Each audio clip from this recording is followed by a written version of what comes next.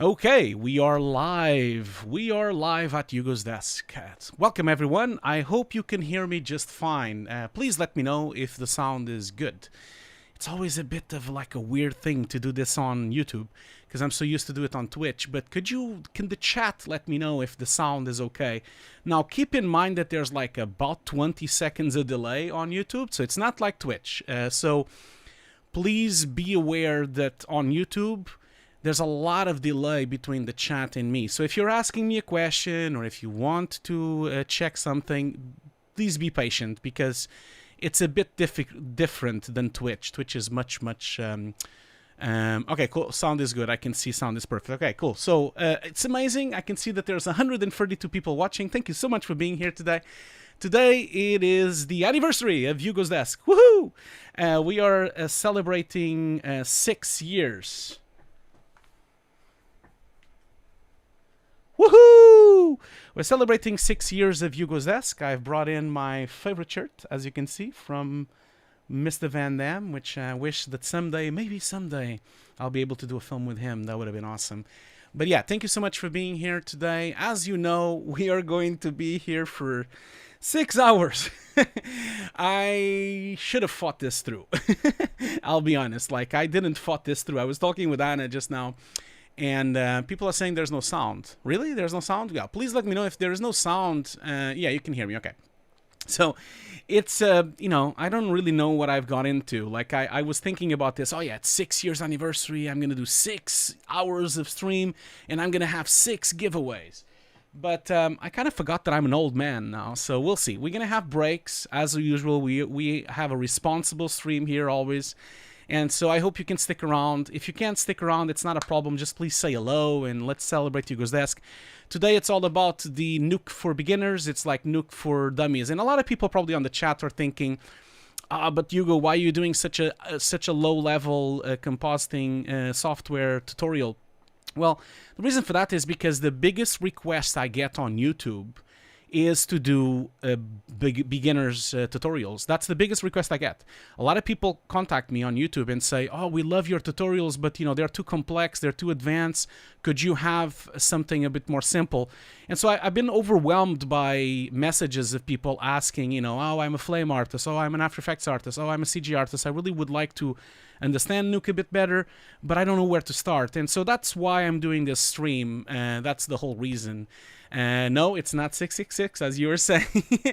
Anyway, there's a lot of people. Oh, yeah, Mike is saying, can't wait for the 24th anniversary. Well, I thought about that.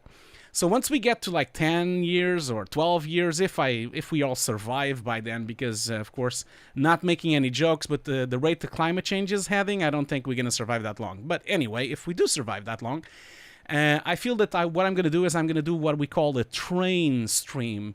So basically I can do like 4 hours and then someone else from a channel that maybe I collaborate can do another 4 hours and then another channel can do another 4 hours. And then we do like a train stream and then I'll end the stream again. So, you know, give an example. Maybe Sejal from CG Rockstar wanted to do like 4 hours and then I pick it up after him or something. That could be kind of cool to do like a 24-hour train stream. Maybe I can get Andrew to do it as well. We would do it on Twitch though. But I am sorry that we are doing it on YouTube.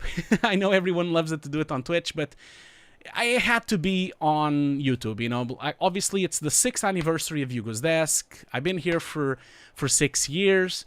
You know, I couldn't have done it on Twitch. At Twitch, I know I've only been there for 2 years, you know, so it has a separate anniversary. I'm not going to do anniversary for there. Oh, thank you so much, Sanjay Kumar, for the super chat. Thank you so much for the support. Much appreciated. I must say that every single super chat, every single membership, every single patronage today goes to the running of this show so that I can do more streams. So that's the whole thing. So anyway, Hugo for president. Oh, no, I don't want to do that. Not interested on that. Anyway, today we have a couple of things to go through. I'm going to go and open Nuke and we're going to go through it on a crash course. Please keep in mind that this is going to be a crash course. So obviously I won't get into a lot of details, but who knows, maybe if this goes well, I don't mind doing a part 2. I don't mind doing a sequel, and then we can continue where we left off, because obviously we're not gonna go through Nuke in 7 hours. It's impossible. I also need to, like, of course, give a shout out to the sponsor of this stream. Thank you so much for BenQ Europe for supporting this stream. They are amazing, supporting Hugo's Desk. You know, they've been supporting and sponsoring my channel for over 3 years now, for 4 years actually, almost 4 years. They've been a huge support to the channel. They've been always there for me. Thank you so much for BenQ. The guys over there, the guys and girls are so lovely, and they always support me so much. Thank you so much. And please go and show your support to BenQ as well by following them on Twitter and by also checking out their products. I must say also that we have a surprise for people here watching the show today. Anyone that goes into the giveaway will be given a special discount code to use on a BenQ product. So if you're thinking of buying a monitor from BenQ, you will be given a discount. Anyone that goes into the giveaway. I've been posting the link of the giveaway on the chat. We're going to be doing a giveaway of my Nuke course every hour, really. I'm actually going to put it on the screen. So see if I can kind of get this a bit more organized. You know, you guys know me. Like I'm the garbage truck on fire, so I'm trying my best. Try my best. Okay, so I'll put it on the screen as well, and I'll put it on the chat as well. So giveaway is here. And basically, this is the giveaway. I'm just going to put it on the screen so you guys can see. If you just give me a second. There you go. So that's the giveaway. You know, basically, just join in. I've put the link on the chat as well, so you guys can go and check. So basically, I'm just going to do this so that we have a bit better chat. Sorry, I should have prepared this before. So join the giveaway. Every hour, I'm going to be giving one free copy of my Nuke course. As you know, my Nuke course, which is actually you know, supported by the Foundry. It is a 150 long class. It's like 70-something hours long, you know, so it's worth like $500, you know, so do the giveaway. I'm doing 6 of them, 1 per hour. And please be responsible. Only sign up once. Don't just flood the thing with emails, okay? Please don't do that. So Original David is asking if this is going to be available as a VOD later.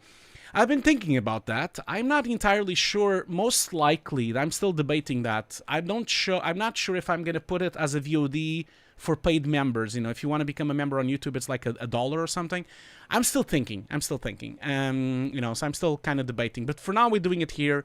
I'm sure it will be on YouTube at some point. But yeah, go to the giveaway. There's 6 hours to go on the giveaway. So anyway.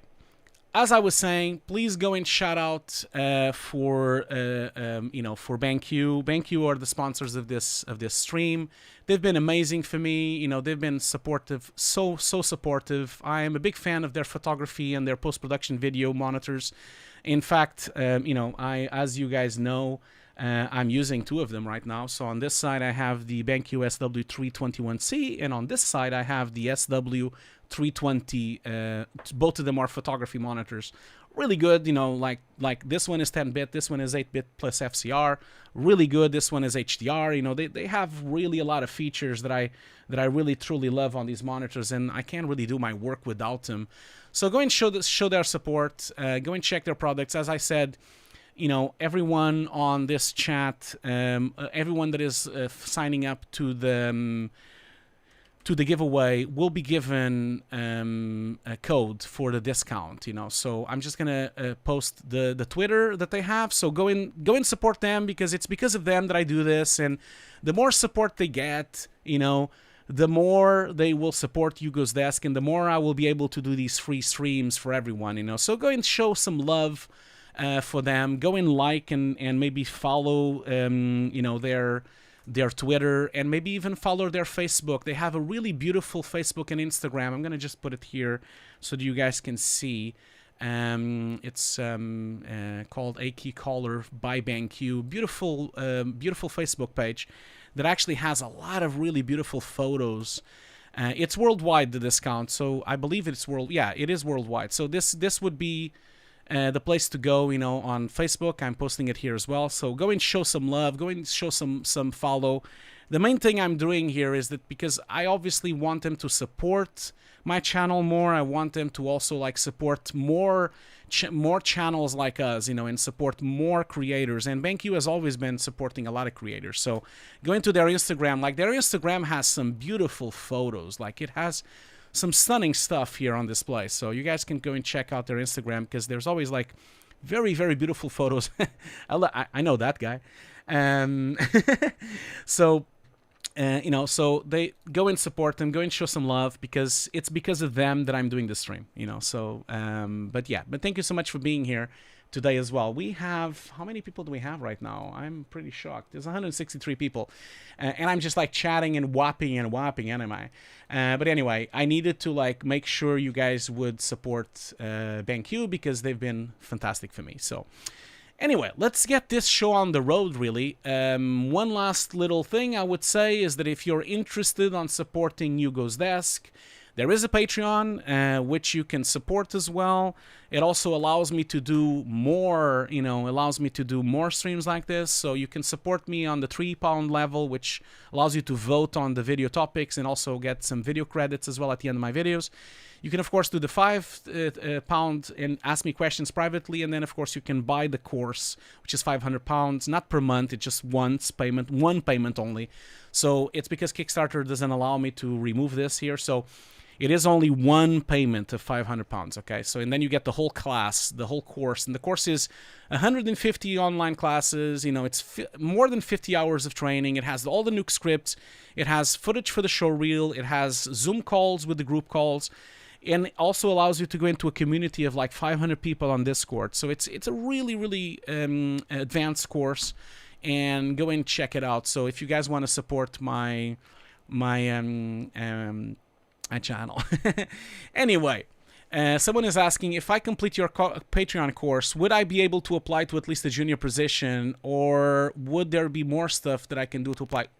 So absolutely, Amanda Vita, I really think that after doing my course, I think you could apply to a junior position and probably will get the position. We have a lot of people that finished the course and now are working on the industry. But it goes without saying that you need to like train and practice. And I would say personally, from my point of view, although the course is only 150 classes and you could probably watch it all in like a month, I would recommend you to spend at least a year watching it and training and doing the show reel and doing all the shots. I think it takes at least a year or more to become a good Nuke compositor in the industry. So have that in mind, because a lot of people have the wrong idea, you know, like they think they can just watch something in a month and then they're ready. It takes a long, long time to become good and to become, you know, to have like, to have all those things. Red Stallion is asking, does the new compositing start from scratch? Yes, it starts completely from scratch. Like we go through everything from scratch, like I'm going to do today as well. So in fact, I'll show you I'll show you where is it? It's here. So I'm just gonna like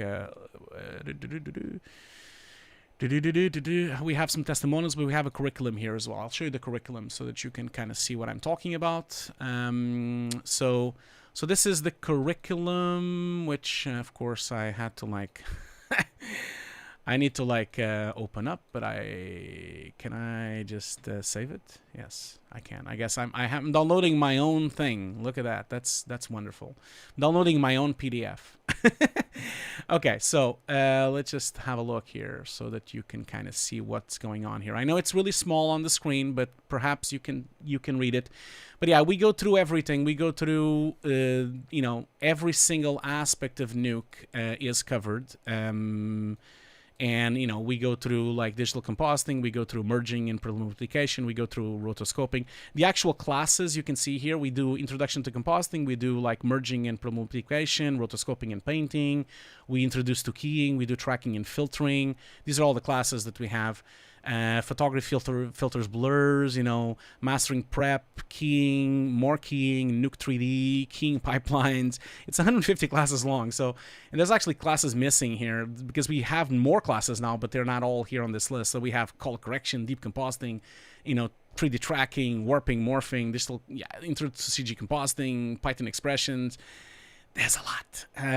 There's a lot. And if you guys want to know more, just go to this post. It's all explained there. Anyway, I'm not going to spend more time because this is lame of me just promoting stuff like this.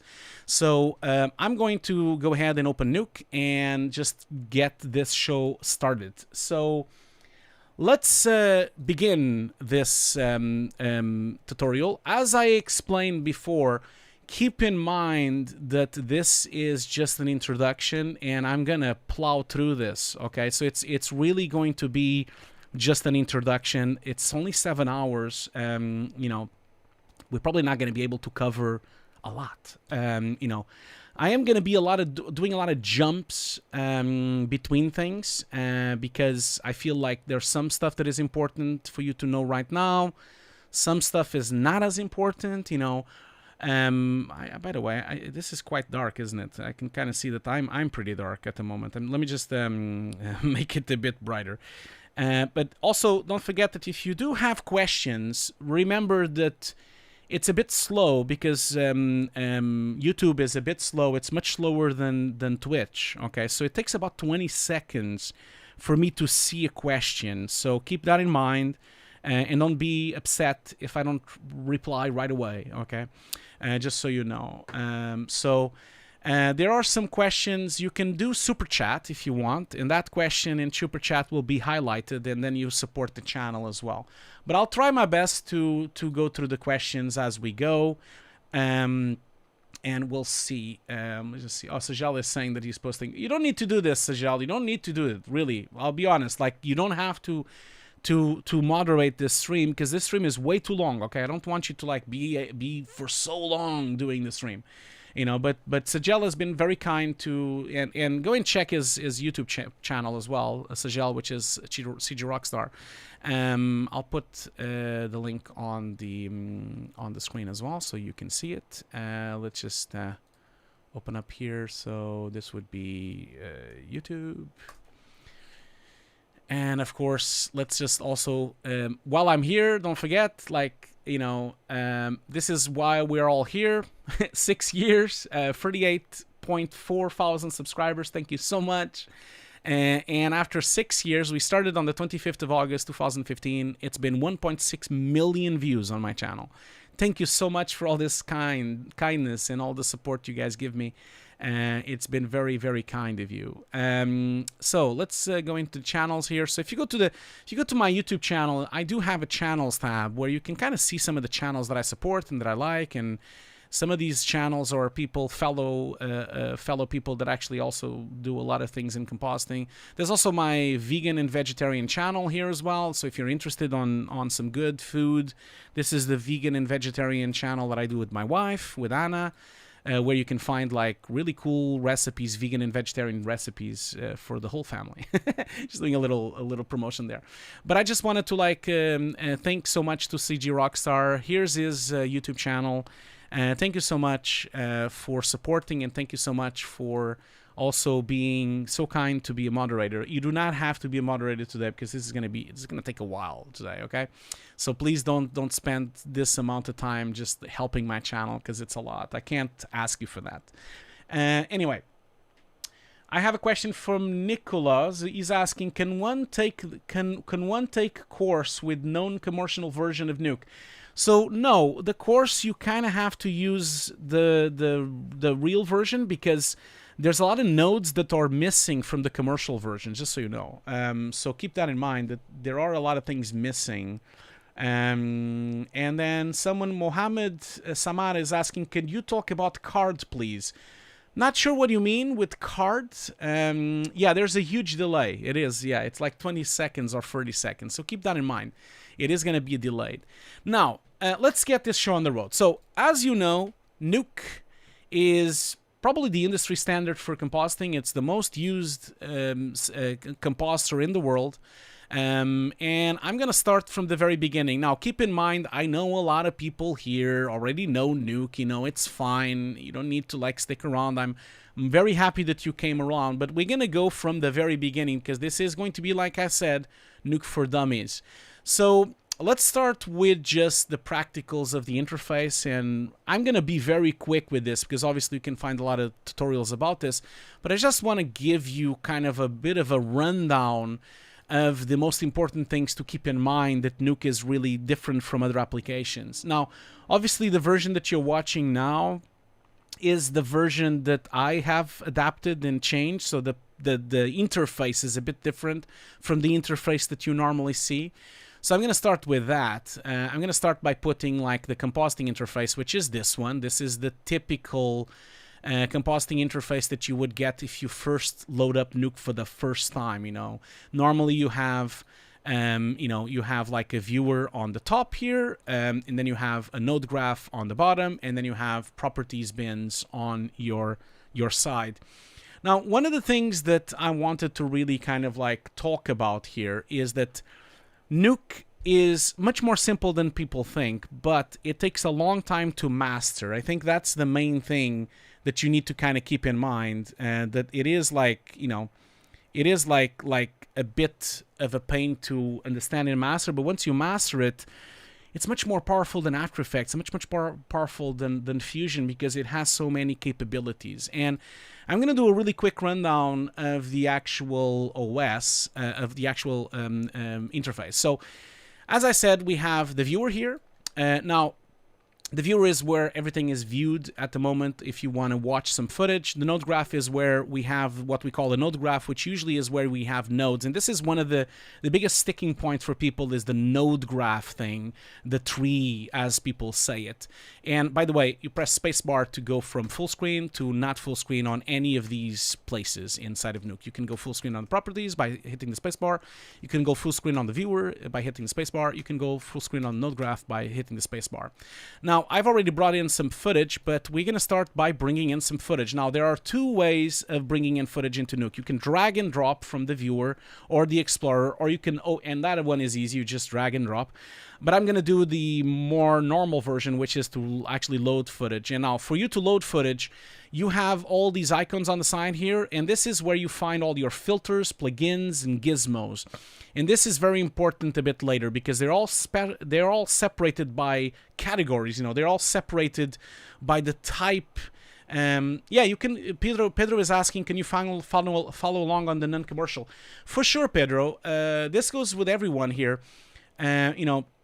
There's no, like nothing that I'm going to go through today is not possible on non-commercial. So the non-commercial edition has some limitations, especially on some nodes like keying in 3D. We won't get to that. We won't get to key on 3D today. So we won't get to 3D tracking. So definitely you can tag along. And also you can rewatch it later.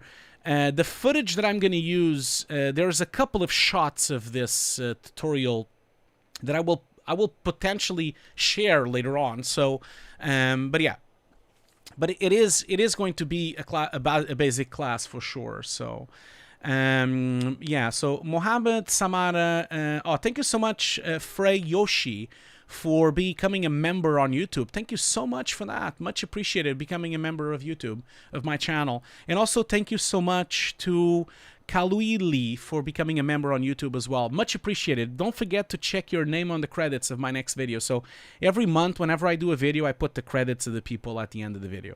Thank you so much for all this support. This is amazing. We have 200 people watching. I can't believe it. Have you considered that there's 200 people watching a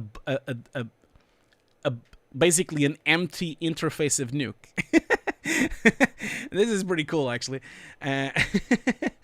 Okay, so Marvin is asking, do you think Blackmagic Fusion is a good alternative to learn compositing because Nuke is so expensive?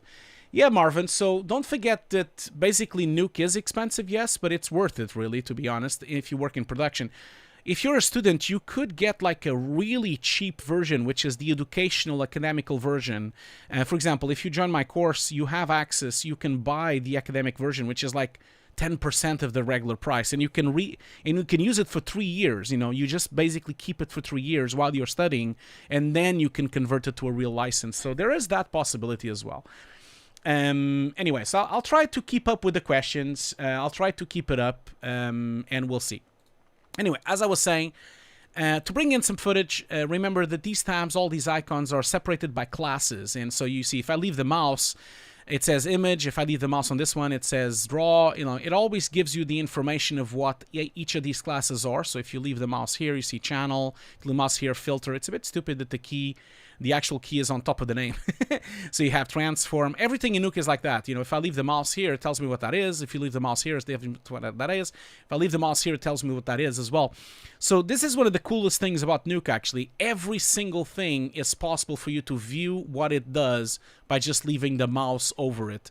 And this is really remarkable because sometimes you don't know what something is, so you just leave the mouse and then it tells you. It's magical. Anyway, I'm going to go into image, and then we have two things here. We have something called the read and the write. So the read is the R button for read, and the read and the write to read in some images. I'm going to press the read button. As soon as I press the read button, it opens up a browser. Now, this is a browser which might confuse some people because it's very different from other applications, because you basically click once to go to things. So, and also it gives you the actual path, the actual computer path, because obviously Nuke is driven by, it was created first in Unix and Linux, so it's obviously it's going to be like a scripting kind of thing. It is back to basics, yes, PS Craft. I'm trying to kind of give you guys a crash course.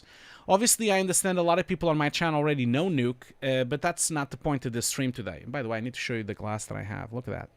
Do you like that? I'm going to put it on full screen if you guys can see it. So, look at that. Red room, red room, red room. And then if you turn it around, it says, murder, murder, murder. It is pretty cool, actually. It works really well with water, especially. It is pretty cool. This is a glass I got from The Shining.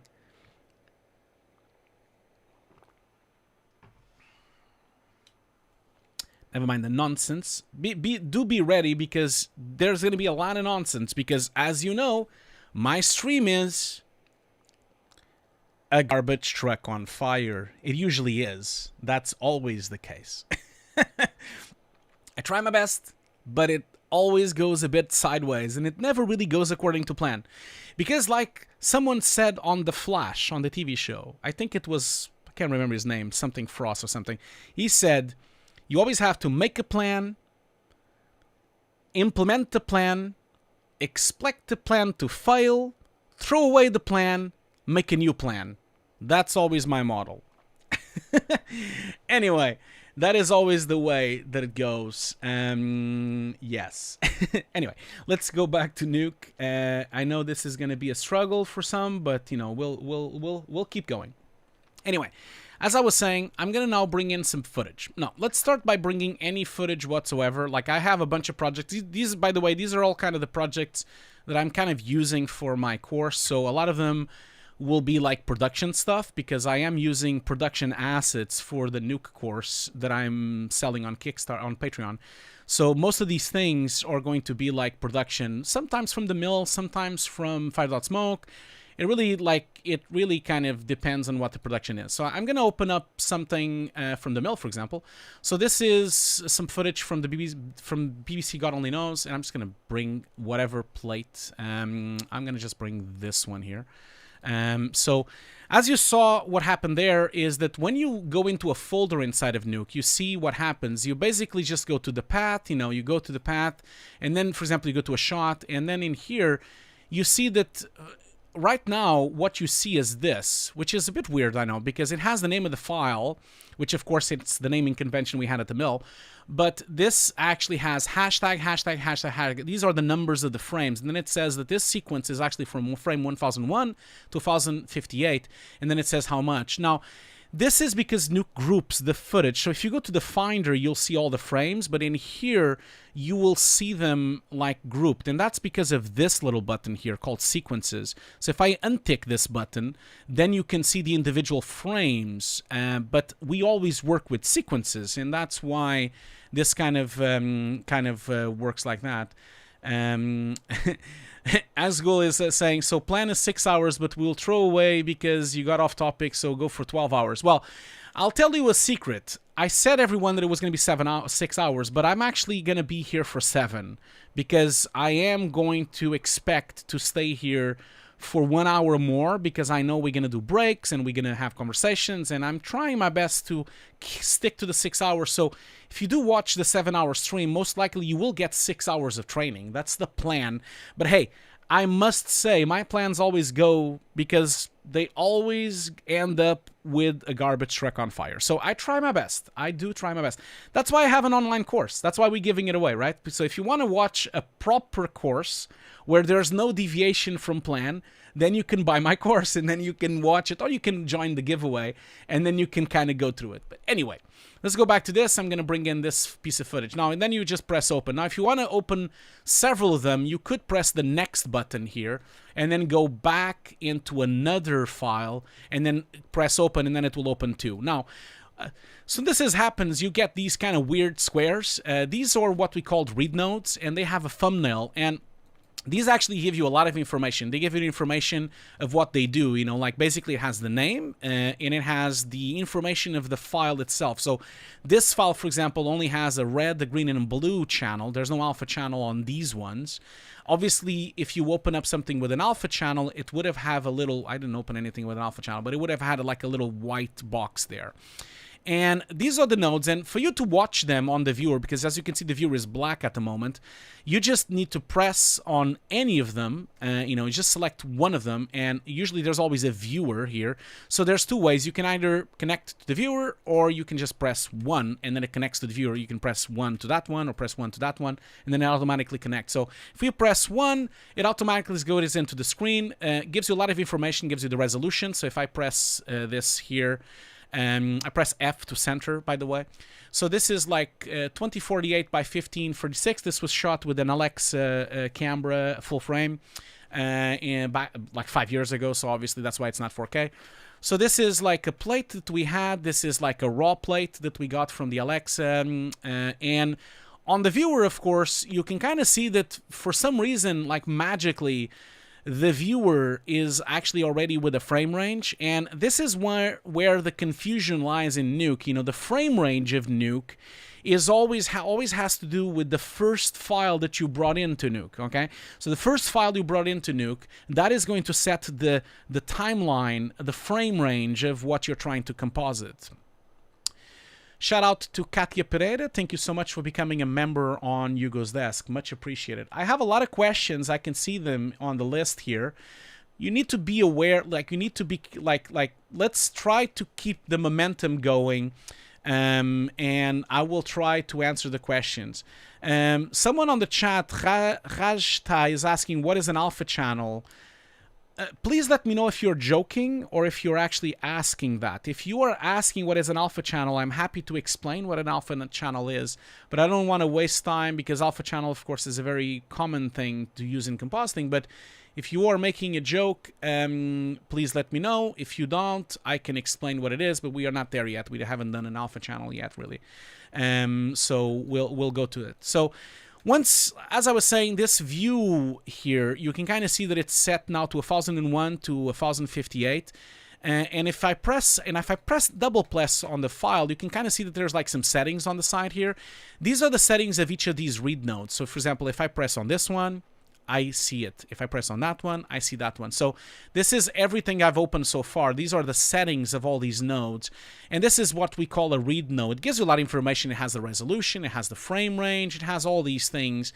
And as you can see, that file, which was the first one that I brought in, has 1001, starts at 1001, and then it finishes at 1058. So if you're serious about an alpha channel, I will explain in a second when we go into the pre-multiplication. Don't worry, I will explain. It's not a problem at all. That's why we're here. That's why this is a crash course in Nuke, okay? So basically, but there's a lot of people on the chat also. I can see that a lot of people are trying to help you, but don't worry, I am going to go through everything. At least I'm going to try. I'm going to try my best. Okay, so now, once this is very basic, if you want, you can press play, and then you can watch the video. Now, in Nuke, not like After Effects, if you press play, it doesn't play back in real time right away. It takes once to play it in real time. So it first has to cache it into RAM, and then it starts playing back. So as you can see now, it's looping. It always loops by default, and it loops by default because that's how we usually do compositing. We always loop the shot and watch it and watch it and watch it like some crazy people. So if you want, one thing you must notice, one thing you must know is that once it's RAM and it's playing back in real time like it is now, you need to be careful because as soon as I change anything on the viewer, it starts playing again. So it starts caching again on RAM. So if I, for example, open up, you see, now that it's bigger, it has to cache again. So that's one of the tricky things if you start previewing. And if I zoom in, it's already cached. But if I zoom out, it's already cached. And if I go in here, you see, it kind of is cached because now it's cached it in a really high resolution. So it's already cached in that way. But if you want to avoid this, to always cache when you zoom in and you zoom out or you do any changes, there is a little button on the top here. This button, which if I leave the mouse over it, see if I think it's cropped just a second. I pressed the wrong button, so I want to zoom in here. So if I leave the mouse here, this is what we called the full frame processing. So this means if I press this little button and I have this little red icon here, now it doesn't matter what I do, regardless if I zoom in, if I zoom out. You know, for example, if I decide to cache this file here, you see it's going to cache it once at this resolution. So you see, because it's much smaller than Full HD, and once it caches, it starts playing in real time. But notice that now I zoom in and it doesn't cache again. So be aware that that is the full, what we call the full frame processing. That means that it will always process the whole frame instead of just a section. And that is a really important thing because inside of Nuke, we're always like zooming in and watching a lot of things in detail. You know, this is the final comp, by the way, the shot that we did. So we always zoom in quite a lot. Like we always like basically do what we in the industry call pixel fucking, you know, and that's the whole idea of this. So we always want to zoom in. Anyway, let's keep going as fast as I can. Let me ask on the chat, and I know I'm only going to get the answer in about 20 seconds. Like, is this going well for you guys? Like, are you guys, am I going too fast? I understand that some people probably here already know Nuke, you know, but please be aware that this was requested. You know, a lot of people asked me to do a tutorial which was going to the basics and trying to get people up and running. So please let me know if you guys are okay with this and if everything is okay and if everything is fine. I really want to make sure I grab the people that have never used Nuke before, you know. And I do apologize that that people that know Nuke are probably bored to hell, but you know, I'm trying my best to give you guys a rundown of it, you know. Please do understand that I am doing large skips, okay? Large skips of things because I want, like, remember, my course is 75 hours long, you know, so obviously we can't be 75 hours long. Maybe one day in the future when I don't sell the course anymore, maybe I can play it in Twitch for 75 hours, but I can't go through so many things in a way. Okay, cool. I can see a lot of people actually quite happy. For me, it's quite good. Could be slower for people without knowledge. Yeah, I think maybe I should be slower, but if I go slower, I don't know, man. I don't know if people are gonna, if we're gonna get too far. That's the thing. I don't know if we're gonna get too far. Anyway, I think people can repeat and rewatch, and there are, of course, there's a lot of really cool channels out there as well for you guys to check. Like I would really recommend a few. I'll do a few recommendations if you want to check it out. Like, I would definitely recommend you go to Split the Difference. That's a fantastic YouTube channel for you to guys watch, with a lot of YouTube content of Nuke. Split the Diff. I would recommend VFX for Filmmakers. That's an amazing channel as well that has a lot of production ready, both of them production ready tutorials. Foundry, of course, has a lot, and there's a Foundry Learning as well. Split the Difference, VFX for Filmmakers, I would say. You know, definitely Joss Sparks has a lot of cool stuff for Nuke, you know.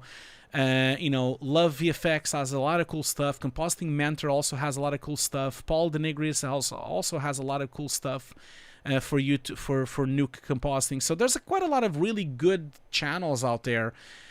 Just be aware that some channels are not that good. Thank you so much, Wolf, for the amazing super chat. Much appreciated for this level of support. Thank you so much. Much appreciated, man. I can't thank you enough for this kind of thing. Anyway, yeah, split the difference is amazing, yes, isn't it? Yes, it is. Like I wish I could be that good and do so many tutorials like he's doing right now, but I'm doing other things. I'm doing other things. Yeah, Josh is also really good. Yeah, there's more channels, of course, I know, but I also think Foundry Learning has a lot of cool stuff. Kind of other shout outs. Alex also has some cool stuff, but not in Nuke, but has a lot of cool stuff in CG. So in CG Rockstar as well, as we spoke already. There's some channels here that are not related to compositing, but it doesn't matter. You guys can check them out as well. Anyway, I know there's a lot of questions. I understand. We maybe can do like a little question session in a minute or something.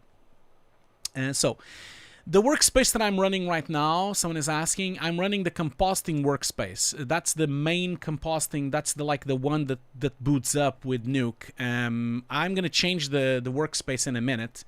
So that's the idea, but this is the compositing workspace. There's a lot of different compositing workspaces. So as I was saying, you can play it back and remember that little button for the full processing. Now, when I'm viewing something, you can kind of see that my viewer is attached to viewer this footage, right? So let's say, for example, that we bring in more footage here. So let's say that we have. This is the cool thing about Nuke. Like, remember, when I press this piece of footage and press 1, I watch this clip, right? So now I'm watching this clip, which is Pharrell going through the chairs. If I press this clip, press 1, then I watch that one. If I press this one, now I watch that one. Now, remember, notice how this one is not playing. The reason this one is not playing is because if I double-click on it, you can kind of see that this one starts at 1071, not at 1001. And this is because my timeline is set to 1001 to 1058. Now, if I have a lot of footage inside of Nuke, if I temporarily want to bypass the timeline settings of 1001 to 1058, I can go in here, and where it says global, I can go into, you see there's like a lot of options here. We have global, which is setting for the settings of the project. We have input, we have in and out, and we have visible. I'm going to put input. If I put input, now as I change my inputs, the frame range changes as well. Notice on this one is 1001 to 1058. And then if I press on this one, it changes the frame range to 1071 to 1507. Now remember this shot here, which is the home front trailer I directed, is going to take longer to process because this one is only HD and this one is actually 2.5K. So we're talking about like quite a lot more resolution to actually go through. This is the final comp, which I will leave caching. And obviously, the faster your RAM is, and the faster your disk is, and the faster your CPU is, the faster the previewing happens. But Nuke is really bad in terms of performance, which is unfortunate. And so a lot of times you're watching this and your CPU is not even being used, your RAM is not even being used, which is a bit of a problem sometimes, But that's kind of the thing you need to keep in mind.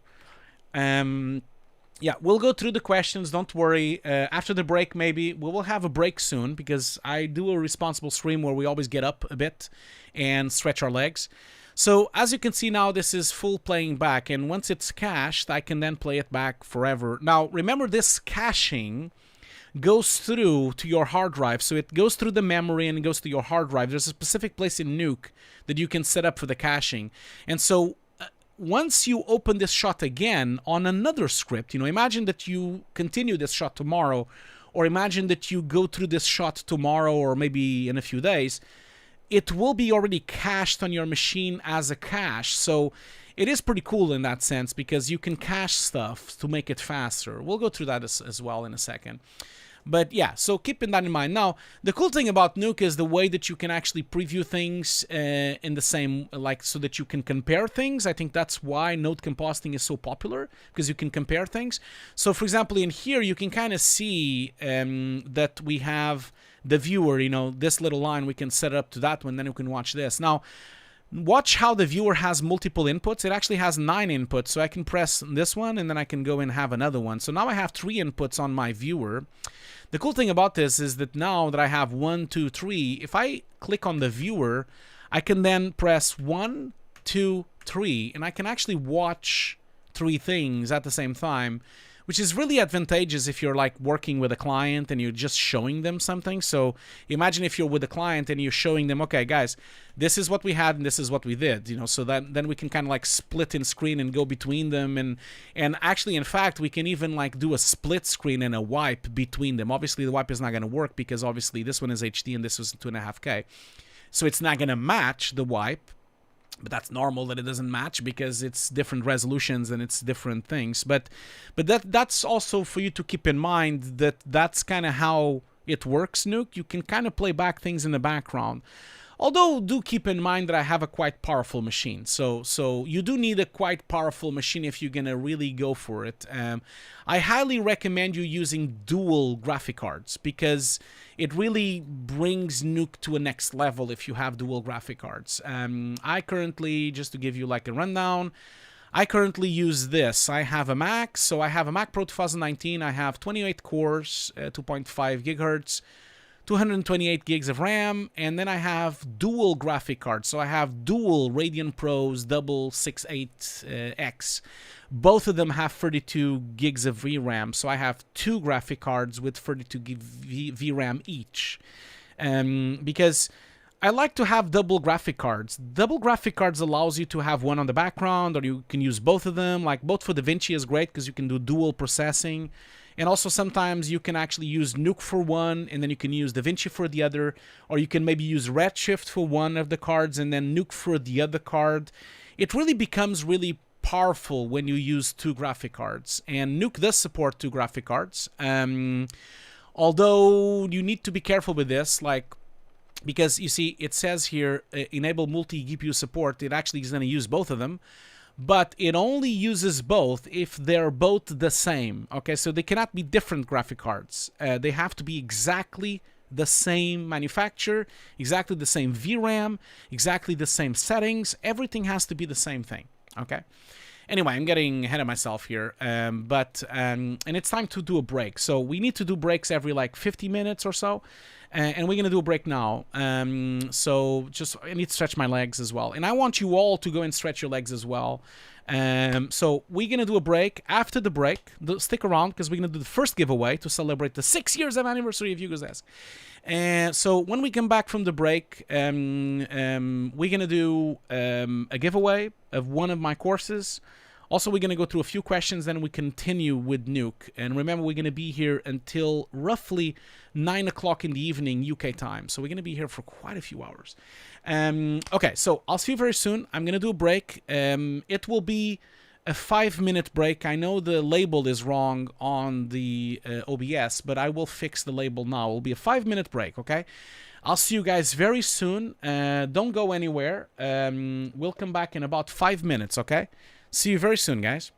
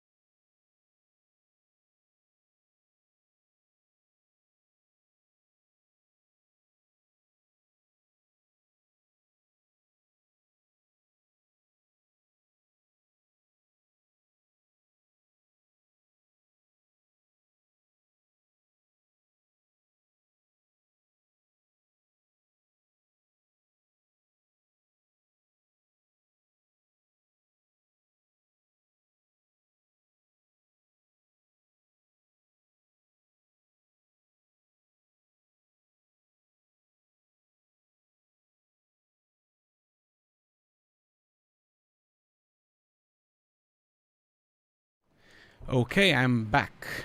Hello everyone, I'm back. I'm back. Hope you're all still here. Anyway, there's quite a lot of questions, so I have a few questions I'm going to answer before we continue. Do apologize about the noise. I had to like switch on my air conditioning just for a little bit because it's really warm here right now. So I'm just going to like answer a couple of questions real quick here. So and then we do a giveaway and then we continue with the Nuke tutorial. So let's go back to the questions for a second here. Where are they? There you go. So let's see here. Questions. So I do apologize for the sound. I will switch off in a second. So let's go for the questions here. So let's see here.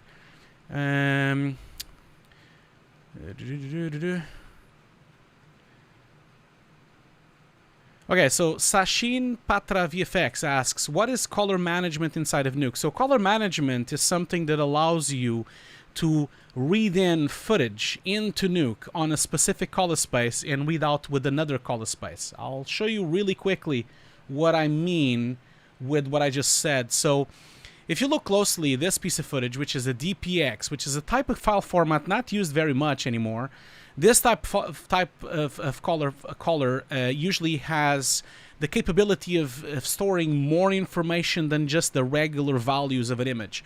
So this actually is a high dynamic range image. So for example, look at this part of the staircase here. It looks overexposed, right? But it actually is not overexposed. If I drop the exposure slider on the viewer, which we haven't talked about in a second, but if I bring this slider down, you can kind of see there's still a lot of information there that looked like it was overexposed. The same goes for this light here.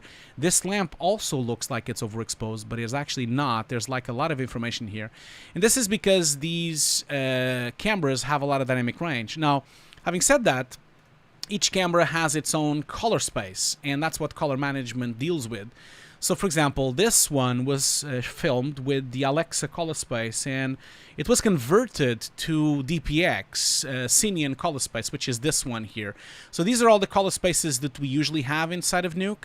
And as you can see, we have like the typical color space, which is Cineon, which is the DPX type of color space. Then we have linear, sRGB, Rec 09, and these are basically, some of them are the color spaces of the input of the file, like so maybe it would be the color space of the Red camera, or maybe it would be the color space of the Alexa camera, because every camera has an high dynamic range sensor, right? So there's a lot of things that it captures. Obviously, I'm really oversimplifying this, okay, but it captures a lot of data. Like we're talking about like thousands of values of luminance. But for you to watch it on your monitor, it has to be brought down to a level that it doesn't blind you, okay? So the image has to be lowered. It has to basically be converted with what we call the LUT, so that it's actually possible for you to view it. And these are what these LUTs are. We have the Alexa LUT, we have the P-Log LUT, the Red LUT, the sRGB, the Rec 09. All these are the different LUTs in different color spaces that exist for each camera in each file format. Now, color management, what it does is it manages all these color spaces and converts it to one single color space so that you can view your image inside of Nuke. Because if you didn't do that, everything would not match, you know. So in Nuke, everything is linear. And you can kind of see that here when you look at the color curves here, for example. So everything in Nuke is linear, which means if you look at this curve, you can kind of see that what is 0 is 0 and what is 1 is 1. But if you go to the curves of sRGB, Rec 09, Cineon, they all have different curves. That's how they bend light and darkness to be viewed on a specific monitor. So that's what color management does. Color management is a methodology to basically help you to manage an incoming file to be converted to linear, and then when it goes out of Nuke, it gets converted to the color that you want for delivery. An example of this would be you bring in something from an Alexa camera, the color management system converts it to linear. Inside of Nuke, you work in linear, and then when you output from Nuke, when you render, you need to convert it, for example, to Rec 09 for TV, or you convert it to sRGB for web, or you can convert it to linear to give it to another application, or you can convert it to a Rec 2020 for HDR broadcast. So there's a lot of those things going on, and that's what color management does. It manages all these color spaces. Obviously, the most modern color management tool right now is ACEs, which is a method that the Academy, the Oscars Academy, is trying to give a standardization of color management. I hope I've explained you a little bit what color management is. This is the shortest version that I can find, really, and I hope it works. So other questions I have here, let's see here. Dazren Erman Darosh asks, "Hi Hugo, I'm a junior composer working on films. I know a little bit of Blender. Should I learn Maya if I want to be a better comper working in a big studio?" So if you're a junior compositor, that's fine that you know Blender, but unfortunately Maya is the industry standard, so you might want to consider learning Maya. Maya would always be the most used thing on a company, although that there's a lot of people using Houdini as well, so keep that in mind. So PS Craft is asking, "I saw this on your Instagram. Where did you buy it from? The glass, I mean." The glass. Oh, yeah. The glass? I bought it on a shop in London. I can't remember the name of the shop. It's just the shop on the South Bank. I can check out what the shop is. I think I've tagged it on my Instagram. I think so. Didn't I tag it? That's. I know this is a stupid question to be interrupting the stream, but now I'm curious about this. I know I tagged it the other day. Let me just double check here. What are you talking about? Let's see here. Where's the glass? Yeah, there you go. Didn't I? Oh yeah, I did tag it. Okay, so this glass that you're talking. Oh, sorry, I'm not showing my screen. that doesn't help, does it? So this screen you're talking about. So this glass I bought on a shop called Paladon. So this is the shop. It's called Paladon, and they have multiple shops everywhere. And here's the link. Oh, you can buy it on Amazon. See? So here you go. Another satisfied customer. Please keep in mind that I'm not sponsored by them, okay? But I do like their glasses because I thought this was actually quite cool. Okay, so let's go back to the questions again real quick. I'm going to do a few more and then we're going to stop and do the giveaway. Okay, so let's see here. Mohammed Samara is asking, "I'm looking for a job for compositing. What should I do on my showreel?" Now, that is a generic question, and you can drop in on my Twitch streams. We do showreel reviews all the time. There's a lot of Twitch streams and a lot of stuff that I've done already in the past regarding that. So, for example, if you go into my Hugo's Desk Live, which is my second YouTube channel, you will basically find a lot of information of how to do a showreel. I've done endless streams of reviewing showreels. Every single of these videos are a full stream from Twitch where I review showreels. So maybe check this out. There's a lot of information here. This is my second YouTube channel, which is called Hugo's Desk Live. On this channel, I only have the replays of my Twitch streams, okay? Just so you guys know. So let's go back to a final question before we cut. Can you recommend some art books for compositors? Do you have favorite artists that influence you the most? So this is from Rotten214. Yeah, I can. I actually have, if you go to my channel, I do this often, the book club. If you go to my channel, you can kind of see, where is it? On my channel. If you go to my playlists, I do have a playlist for books. Where is it? Yeah, you go. I've only done 3 streams so far. But if you want, check maybe these ones out. So this would be this playlist. So this is the playlist for... I have 3 videos. One is photography and lighting books. The other one is photography lighting books part 2. So these are all basically, I go through photography lighting, and then I go from some inspirational books as well. These were done last year on Twitch as well, if you guys want to check it out. And I think that is it for now. I'll come back to the questions later on, okay? And I'll come back to the questions later on. Don't worry. I will keep going through them. Let's do a giveaway because that's why you're all here, right? Isn't it? I hope not. I hope it's not just because why you're here. So I already have quite a lot of people here on the giveaway. Now I'm going to do 6 giveaways of my Nuke course. Remember, this is going to be the Nuke course I have on Patreon for sale. And this is going to be free for anyone that is lucky enough. Let's do the first giveaway of the day. So I have how many entries? Let me just double check here. Okay, how many entries do we have? We have, oh my god, we have like almost 300 entries. Okay, we have 200 people watching, but apparently we have 300 people. That's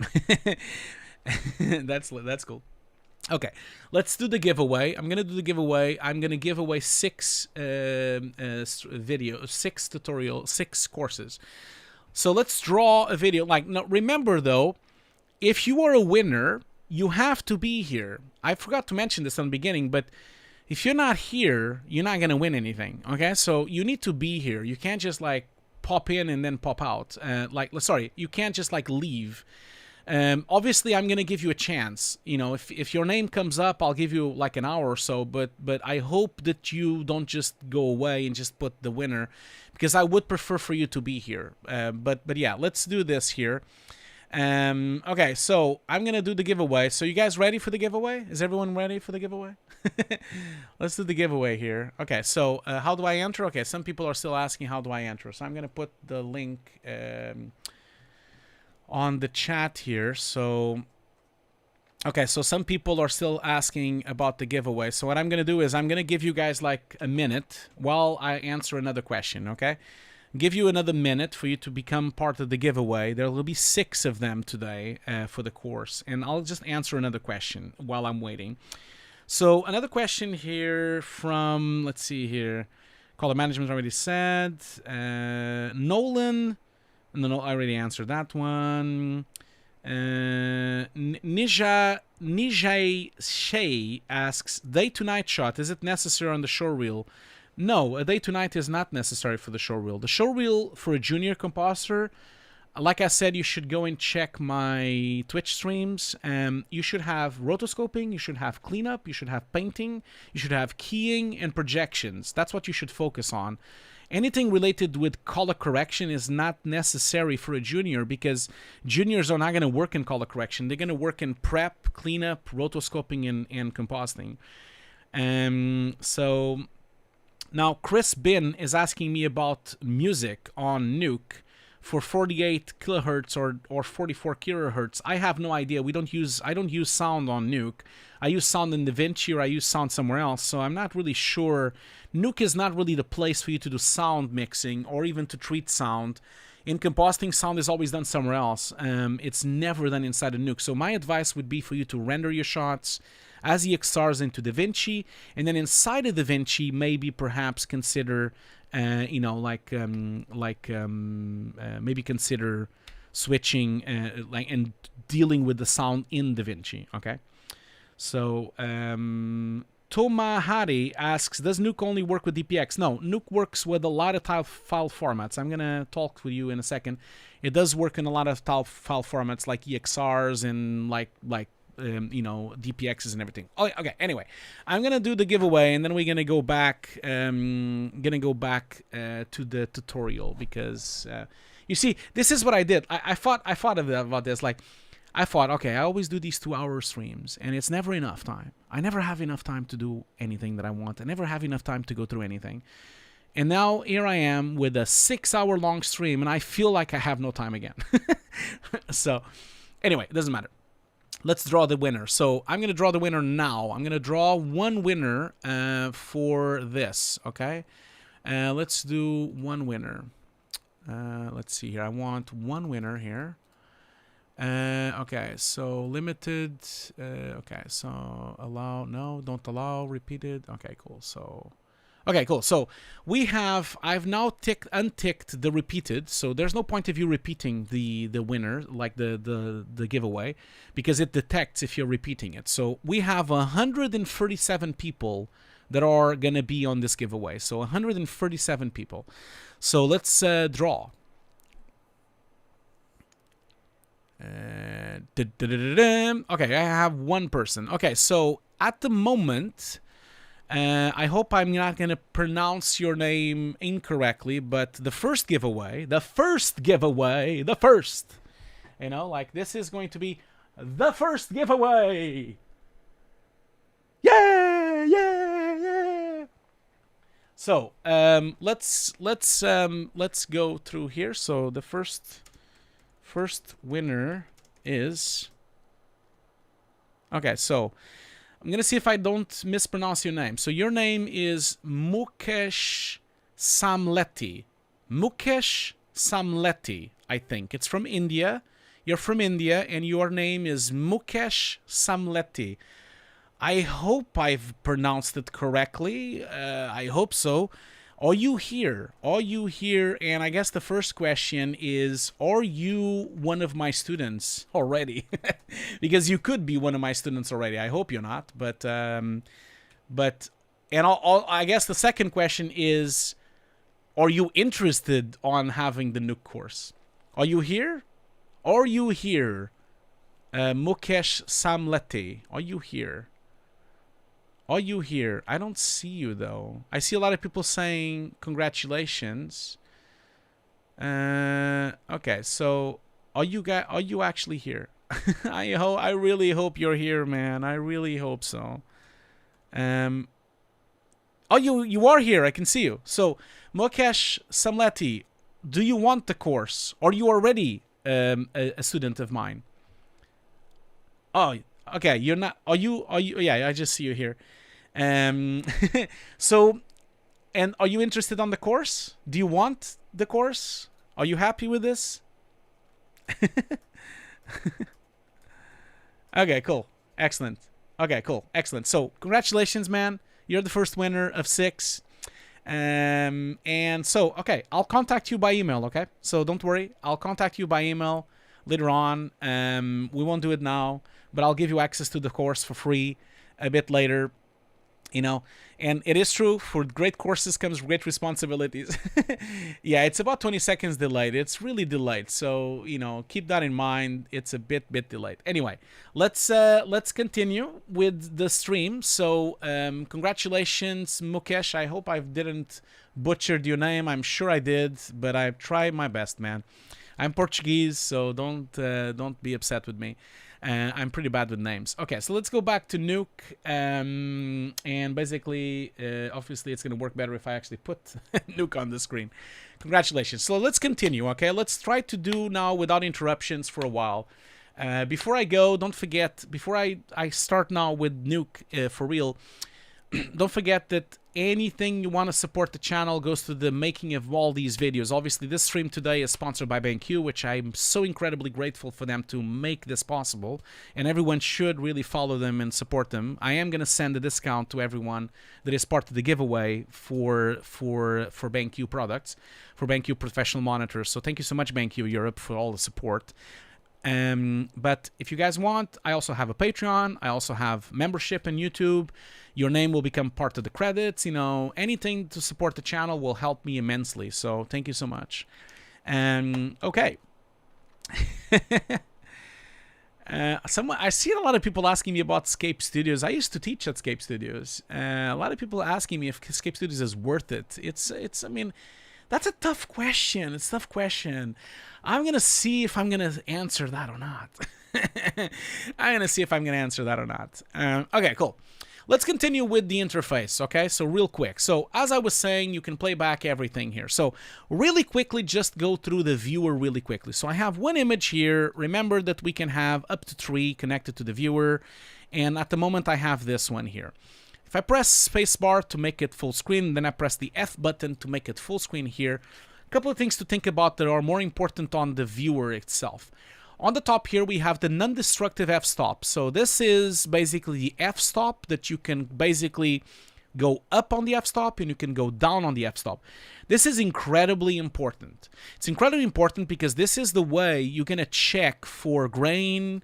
This is the way you're going to check for edges. This is the way you're going to check if there is like still information on something. So for example, like I showed you on the staircase here, we can kind of still see the information there. That's really an important slider, which is the f-stop. It's what we call the exposure slider, okay? So we have obviously the gain, which goes down or it goes up, and this is non-destructive. As soon as you touch it, it becomes red. That's because it tells you that it's been changed. So you can press the red button again and then it goes back to default. Default on the settings of Nuke is F8. That's the default for exposure. You can also do the numbers here, which are equal to the multiplication of the image. So if I go with 2, that's a multiplication by 2. 3 multiplication, 4 multiplication, 5 multiplication, 6 multiplication. I can multiply the image just like a multiply. On this side, though, I have the Y, which is the gamma. Now, the gamma does not deal with exposure. It doesn't deal with brights or darks. It deals with the midtones. And so when I slide it, notice how nothing gets overexposed, as opposed to the exposure, which when I expose it, becomes overexposed. It becomes brighter. When I go to gamma, nothing gets overexposed. What you do is the midtones or the skin tones become brighter, but not the brights and not the darks. The same goes if I go downwards, nothing gets, the overexposure is still there. You see, it's fully overexposed. Now, the gamma is incredibly good for you to see skin tones. So, for example, here I noticed that there's like a yellowish tint to the staircase. So, which is really good information. And in here, you can kind of see that we have 2 different greens. Although in here, you can also see that the blue is much lower in terms of luminosity as well. So this is a great way for you to see the color density of things. So, for example, in here, if I go all the way down, you can kind of see this shirt did look like it was white, right? But it's actually not white. If I go really down on the gamma, you can kind of actually see that the shirt is actually yellowish. This is going to be very important when you're matching things and when you're merging CG with footage and doing all those kind of things. And so, again, as soon as you touch anything, it becomes red, and then you can press on it and do it. Now, like I said, I'm only going to talk about the most important things. I think these are the most important things by far inside the viewer, the exposure and also like the gamma slider for the color in the midtones of Nuke. Down here, of course, we have the timeline. We can scrub through the timeline, of course, obviously. This is really simple. I can go frame by frame by using the arrow keys as well. You know, I can, of course, go back. I can go to the last frame. I can go to the first frame. I can go each keyframe. I can go frame by frame as well. I can press play. I can play backwards as well. And then, of course, I have repeat, bounce, stop, continue. So bounce, of course, it goes bounce, repeat, stop. It's really straightforward. You can also go every 10 frames if you need to. So, for example, if you are doing some rotoscoping, you have 10 here. You can go every 10 frames if you want to, or you can change that value by changing it there as well. That's also very important. Frames per second is the frame rate of your viewer, but remember this is linked with the settings of your project, which we're going to go through in a second. And currently it's set to input, not global. So I think those are the most important things. There's, of course, obviously more here. We can zoom in, zoom out using the wheel, or, of course, using the Wacom tablet, which is how I normally comp. I usually use a Wacom tablet because it's just much easier to just use a Wacom tablet for compositing. So, and you can kind of like zoom in and zoom out. Obviously, I'm not going to go through the settings on my Wacom tablet. But if you want, if you know, if I press the option or the alt key, I can kind of like drag the viewer, zoom in, and do things to it. But it's you can also right click. If you press the right click on the image with the alt, and then you can kind of like go sideways. But shortcuts are not the important thing. You can kind of check those things later on. We also have like safe zones if you want, and guides. We also have exposure meters to tell you what's overexposed. If I switch this exposure meter, for example, here, it shows you that this section is overexposed. This behaves a bit like a zebra on a camera. You know, it tells you what's overexposed on the image. But let's continue, and as I go through things, I will probably go through other stuff that we are not covering right now. But it's the important thing is that you guys stick around. So is everyone fine still with everything? Someone is spamming a question. Okay, so who's spamming a question? Someone is getting upset on somewhere. Stop spamming that question. Okay. Oh, okay. Someone is actually okay. So I see VFX Buddy is saying, can everyone get the course for free? No, not everyone can get the course for free. That is not the case that you can do. Like the course is not free. You know, so it's not going to be free. No, sorry. It took years to do the course. The course was like done in 2 years. It has 4 teachers. Unfortunately, it's not going to be for free. Now, I have been lowering the price every year. So back in the day when we started, the course was like £1,000, and now it's only 500. So it's already half the price that it was. And I keep doing classes for it. You keep getting new classes. So the course is growing and growing and growing. So stop asking about the course being for free, because the course is not going to be for free. But thanks for asking, I guess. Anyway. So that's the viewer. Now, let's talk about the node graph. And the node graph really, I know that you can't see because I'm on front of it, but I'm going to switch here. But you see, we also have like a little map here that allows you to kind of like go through, and you can even make it bigger. You can kind of like navigate through all the nodes. Obviously, this script is quite small, so it doesn't really matter. Because you can kind of navigate here, but you also can like zoom in, and you can right click with the Alt and kind of like drag and go sideways on the node graph. And one thing that you should know is that the way that you bring in nodes into Nuke is very special. So you can actually, you know, there's a couple of ways of bringing something. So let's imagine that I have this image and I want to make it brighter. Not brighter on the viewer, because that's just like a non-destructive method of making it brighter, but I actually want to make it brighter for real, you know. So if I want to do that, there's a couple of ways. I can go in here to my color correction tab, and I have a bunch of color corrector tools. These are like plugins and tools that I have inside of Nuke. They're all coming with Nuke. And for example, if you want, you notice that like the most important nodes in Nuke have like a little shortcut next to them. So for example, grade has G, color correction has C. Like the most important nodes usually have, you know, roto is O, roto paint is P, you know, read is R. If you go to blur is a B. So if you go to transform, it's a T. So there's a lot of like shortcuts related to a specific shortcut on the keyboard. So for example, if I want to do grade, I can press the G button. So if I'm on the node graph, if I've last clicked on the node graph and I press the G button, a grade node appears. And this is a grade node to do color correction. Now, keep in mind that shortcuts in Nuke behave differently from where you've last clicked. So if I've last clicked on the viewer, if I press the G button, it actually changes to the viewer to only showing the green channel.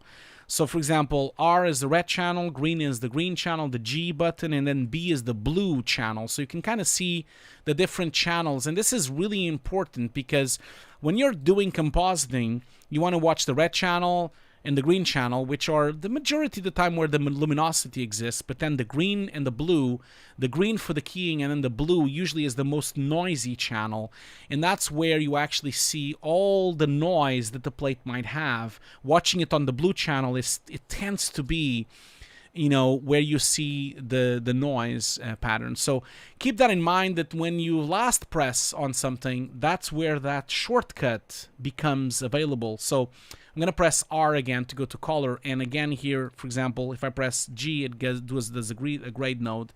If I press B instead of the blue channel, it makes a blur. Now, once I have a node, there is this way that, as I showed you, I can go in here, you know, so there's 3 ways of doing nodes. I can go in here and actually go into color correction, and I can go and do grade. That's grade, a node. The other way of doing a grade node is to actually press the G button. That's also a grade node. And there's another way, a third way, which is if I hit the tab button, I can write something down. So I can do grade and then you can kind of see these are all the nodes that start with grade, and then if I press enter, it makes a grade. And if I hit the tab button again, you notice that the last thing that I did was a grade, so that's the one that is still there, and I can press the button. And as you can see, there's like a star system. There's actually like a shortcut system. If you want, you can highlight some nodes that you use the most. There's a lot of things that do that, you know, in that sense. So now, the way it works as well is that they always get disconnected by stuff if you just open them without clicking on something. But if I've last clicked on the read node and I press the G button, the grade node gets attached to the node, okay? So obviously you can still attach it. And this is the cool thing about node compositing. We're going to go through this in a second, but you see, node compositing is all about having options and having two things. So you see, for example, here I have now 2 grade nodes. And so what can I do with this? So let's look at grade number 1, and then let's going to select this grade node here. Grade number 5 is on here on my viewer.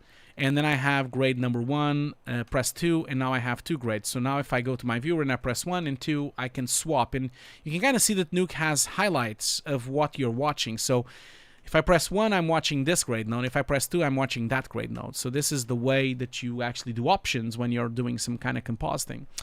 So for example, if I now go into, I double click and I open grade 5, this is the latest grade node that I'm changing. So for example, now if I go here, you know, like if I VFX Buddy is saying 0 dislikes, that's beautiful. Well, actually, it's funny that you're saying that, VFX Buddy, because when I started the stream, I had 1 dislike. And I kind of thought to myself, wow, someone must hate me so much because they already put a dislike, and I haven't even started the stream. But I always get a dislike every time I put a video. I always get a dislike right away.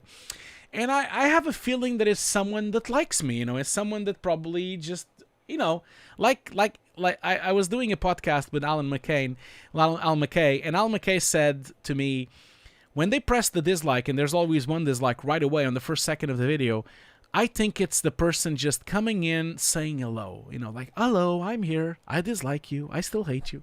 I think that's what it is. I find it fascinating that I always get that kind of thing. Anyway. Okay, so for example, let's go to grade 5, and as you can see here, let's say that, for example, I want Pharrell to be brighter. So I can go into the multiply and drag, and now I have an image that is brighter. Now, if I'm not happy with that, if I go now to my grade 2, and I press grade 2, because you see, if I press double click on grade 5 is now on the top of my settings properties. If I double click on grade 1, now grade 1 is there. So let's say grade 1, I'm actually going to lower the exposure instead. So now I have grade 5, which has a more brighter version, and I have grade 1, which has a darker version. If I now go between them, I can now see both versions at the same time, including I can play them back and watch them playing back at the same time as well. And this is where node compositing becomes so powerful, because you can then have all these trees with different methodologies and different versions, and then actually talk with your client and show your client, do you like this version? Do you like that version?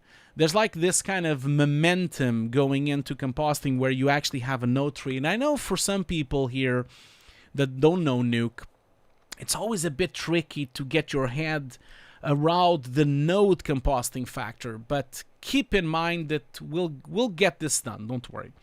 Now, I'm going to open another script because I want to show you really how powerful this becomes with node versus layers. I'm going to open up the new script. By the way, keep in mind that what I have open here, this is not part of Nuke, okay? This is actually part of the interface. This is actually you know, my pipeline. I have my own pipeline where basically, you know, I have my own tools, I have my own plugins, so don't expect to see this menu inside of Nuke, because it is like a different thing that I've built on top, because Nuke is Python based, so you can build stuff on top quite easily. So, okay, so, and Eric is saying, chances of one day doing a flame walkthrough, Hugo, or a throwback presentation of Shake.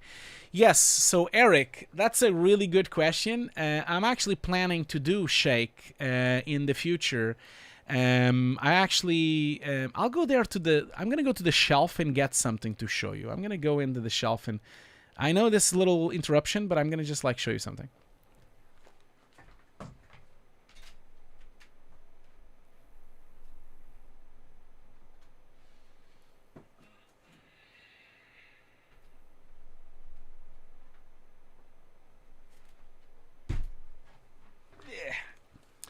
It's good for me to get up as well. You know what I should have done? I should have done some call-ins as well. People could call in. That would have been nice.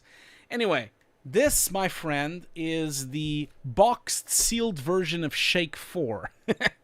And I have it here. I'm going to put it on my screen here so you can see it. Like, it's very heavy. So this is Shake 4. This is Apple Shake 4. Still wrapped in plastic, as you can see. It's fully sealed. This is the compositing package that was used before Nuke. This was the industry standard for compositing for quite a while, from Shake 1 to 4. It was discontinued by Apple because Apple bought it. And Eric, to answer your question, I have this. I'm going to unbox it. I used to use Shake a lot in production, so I'm going to unbox this as a video, and I'm also going to run it on an original machine from the time. So I'm going to install this thing, I'm going to install this thing on a Power Mac G4. I have an actual G4 from the time with a appropriate graphic card and 128 megs of RAM for me to install this with, so it's gonna be cool. So that's gonna be a nice video. Anyway, let's get back to the show. Sorry for that little interruption. I find it fascinating, that kind of thing. Anyway, let's go back to this thing. So let's see. I need to switch in my air conditioning. I do apologize that sometimes you'll hear this kind of like noise in the background, which is from my air conditioning. It's just because it's so warm here right now because of my computer that I really need to kind of like lower the actual coolness of the room. Sorry about that. So I'm gonna open up something more. So I don't know, Manny, when that stream is going to be. I'm probably thinking there's gonna be like a bit of a shit show because Shake is probably not gonna work very well. So it's gonna be like cool, I think. Anyway, I have something else here which I'm gonna comp real quick just to show you how Nuke operates. So this is like from a short film I did years ago. So keep in mind that this is not something that looks very good, because this is like years old, so keep that in mind. So here's something that is very practical, and I guess here to show you what an alpha channel is. So this is a piece of CG. I'm going to set my viewer to input. And so this is a piece of CG, which is of a monster going up. It was done in CG by my lovely students at Campus I-12 in Sweden. This is 5 years old. So obviously it doesn't really look amazing, but it looked amazing back then. This was rendered in V-Ray. And as you can see, this is like a monster that we have here in CG. This is a render. This is an EXR inside of Nuke. And at the moment, this is what we call the Multipass. This is not a Multipass EXR, just a single EXR. But someone was asking about what an alpha channel is. And I guess the thing that you'll see when you look at this image is that this read node here, which is this one, this render here, you can kind of see that it has another little thing here, which is a white box. That is telling you that it has an alpha channel. So that would be red, green, blue, and alpha. And so that's why it has an alpha channel. Now, an alpha channel is what will tell you in Nuke what a transparency is. So if I press the A button on the viewer, and notice how it changes here on the top. You see here, it says RGB, right? I'm going to just like bring the monster here to the face. So you can kind of see that this is RGB, and then we have red channel, and then we have, you notice how we have the RGB for red, green, blue, alpha, luminance, and matte overlay. So if I press A, I see the alpha channel, and it's the same thing if I go with the red channel, with the R button, the green channel with the green button, the blue channel with the blue button, A for alpha channel. Now, this here is an alpha channel. An alpha channel is basically telling Nuke, if someone was asking on the chat, so an alpha channel is telling Nuke, or other applications, doesn't need to be Nuke, it could be like Shake, it could be like Fusion, it could be any After Effects.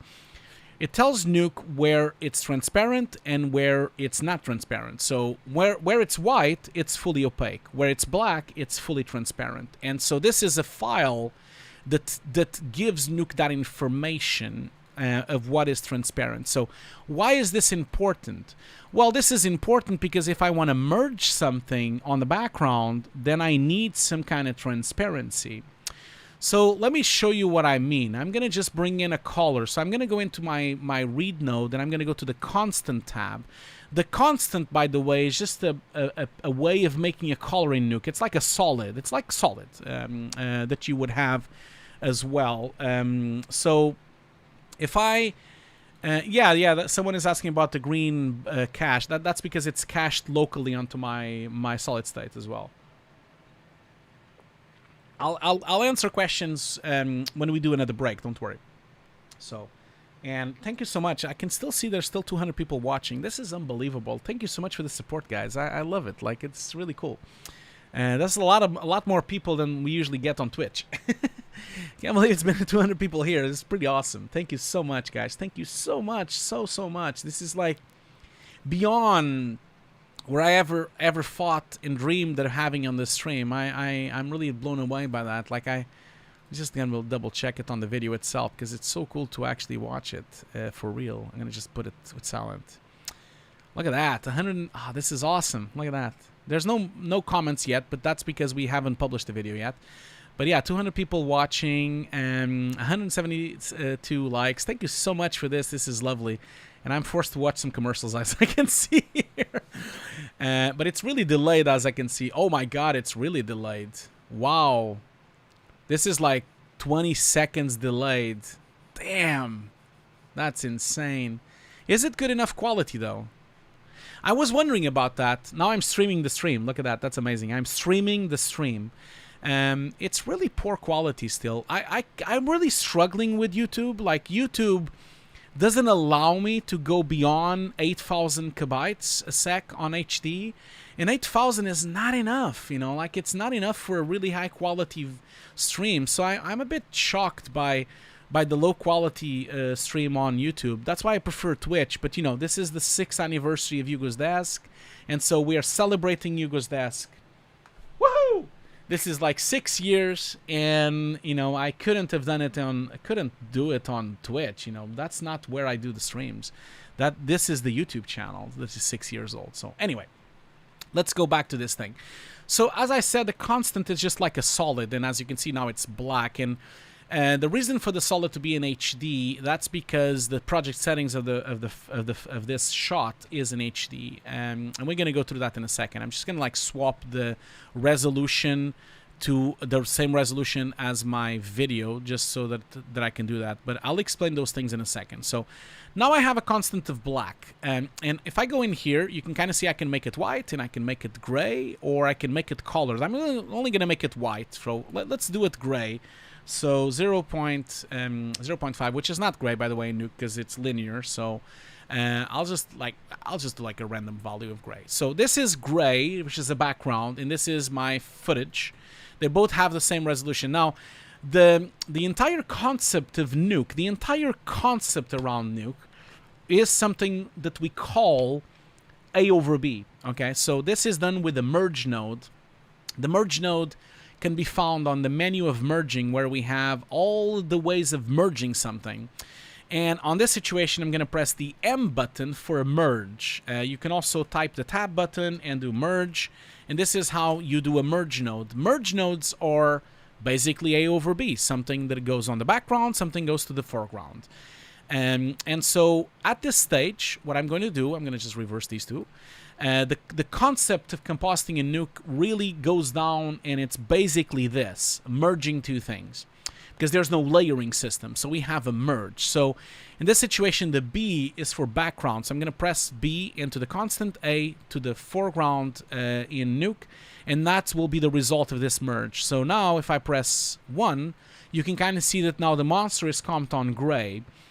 And why is it comped on gray? It's comped on gray because of the alpha channel, you see. Because, like I said, the alpha channel, whatever is white on the alpha channel is producing opacity, full opacity. Whatever is black is producing full transparency.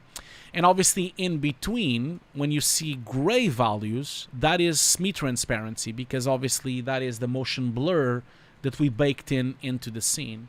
And so now you can kind of see that now this is comped together on grayscale, on the gray background. So that would be how I would merge this, okay? So I know we're going really basic, but that's the whole point, right? That's the whole point. Oh, phone is faster? Okay. I can see like some random comments happening on the chat. That is pretty cool. Wow. Okay, anyway, let's also start by setting up my like a project. So we're gonna comp this. We're gonna comp this plate, which is one of my students, by the way. We're gonna comp this plate of one of my students. Pretty scared of this monster. So we're gonna comp the monster into this shot. These are all my students from Campus I-12. They did a lovely job with makeup, as you can see, and we did like a concept short film. It wasn't really a short film. It was more like a concept. Oh, thank you so much, Shetak Bagat, for the membership. Thank you so much for becoming a member on YouTube, on Hugo's Desk. Remember that you're going to have your name on the credits on the next video. Maybe I wanted to ask something here, like do you guys hear the noise of the air conditioning, or is it okay? Can I leave it on? Because it's so warm here. Is it okay for you guys to... Or is it very loud, the air conditioning? I'm just like wondering if you can still hear me fine and if the sound is still okay. So, yeah. I will go through reformats, don't worry. We will go through that because I have to kind of go through. Yeah, so someone was asking if this is ProRes 4444. No, this is ProRes 444 because there's no alpha channel when you film, of course. Cameras don't get alpha channels, unfortunately, right? So... Okay, you don't hear anything? Okay, cool. That's good. So I'm going to keep it for a while just to cool down the room a bit because it's getting quite warm here, you know. Okay, so let's focus on this. So first things first, I'm going to save this as a project. So I'm going to do this. I'm going to go, because I want to save it, and I'm going to go through the saving process and also getting the project settings scaled up. So I'm going to do File, and I'm going to Save As. So this is obviously has been saved already, but I'm going to save it somewhere else. I'm going to save it just on my desktop because we're just doing this for the sake of it. When we're not doing this for real. For any production. I'm going to do a new folder and this is going to be, the folder is going to be called Stream, and I'm going to press OK. So now when you save something inside of Nuke, you basically want to consider naming it in a specific way. So I'm going to name this, let's say, monster comp, like monster underscore comp. I'm always going to put an underscore. Reason I put an underscore on the name of the file, because I want to make sure I don't screw any scripting or any problems with Python scripting, so I'm going to do that. And then I'm going to put this V001, and that is going to be then .nk, which is Nuke. So this is going to be, I misspelled monster. So monster underscore comp V1. The reason I put V1 here is because there's an automated way of Nuke saving versions. So I'm going to just press save. And now if I press, you can't see it here, but you see if I don't run Nuke in full screen, you can kind of see it says here monster comp v1. So that's the name of the script on NukeX. I'm running NukeX at the moment, but you don't need to run NukeX, of course. So the way this is going to work now is I'm going to now that I've saved it, notice how if I go in here, I can, of course, do save with, of course, Control-Save, Control-S. But if I want, I can do Save New Version. If I press Save New Version, because you have here Save Comp As, Save New Version. If I press Save New Version, notice how now the script is called v2. So that's why I put 0v002, because I want Nuke to automatically name my script. And if I go to my desktop here, so I'm just gonna like gonna go to the desktop here. So if I go to my desktop here, okay, can't hear it all the time. Can't hear it. Okay, no noise. God, my God, you guys are really delayed. You guys are really delayed. Okay, cool. You're just like listening now.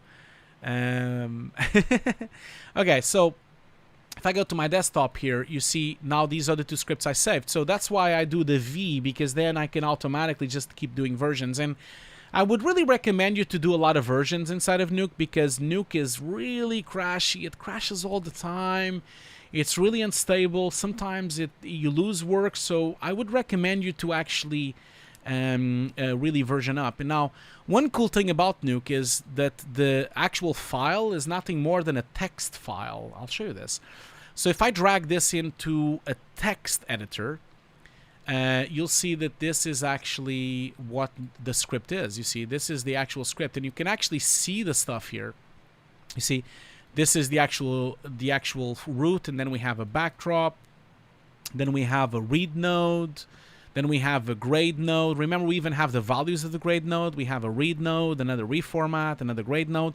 These are all the nodes that exist in Nuke. And the cool thing about this is that you can copy-paste text in between. So if I would have now copy-pasted this, imagine that I copy-paste just this section here, for example.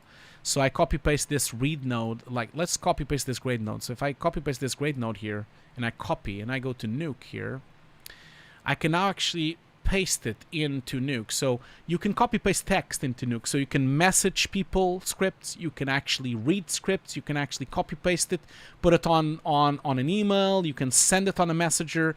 The only thing you need to be careful is that it has to be not on rich text. It has to be without rich text. It has to be simple text. Okay, so keep that in mind. Anyway, now that we've saved, I'm only gonna keep the stuff that I need.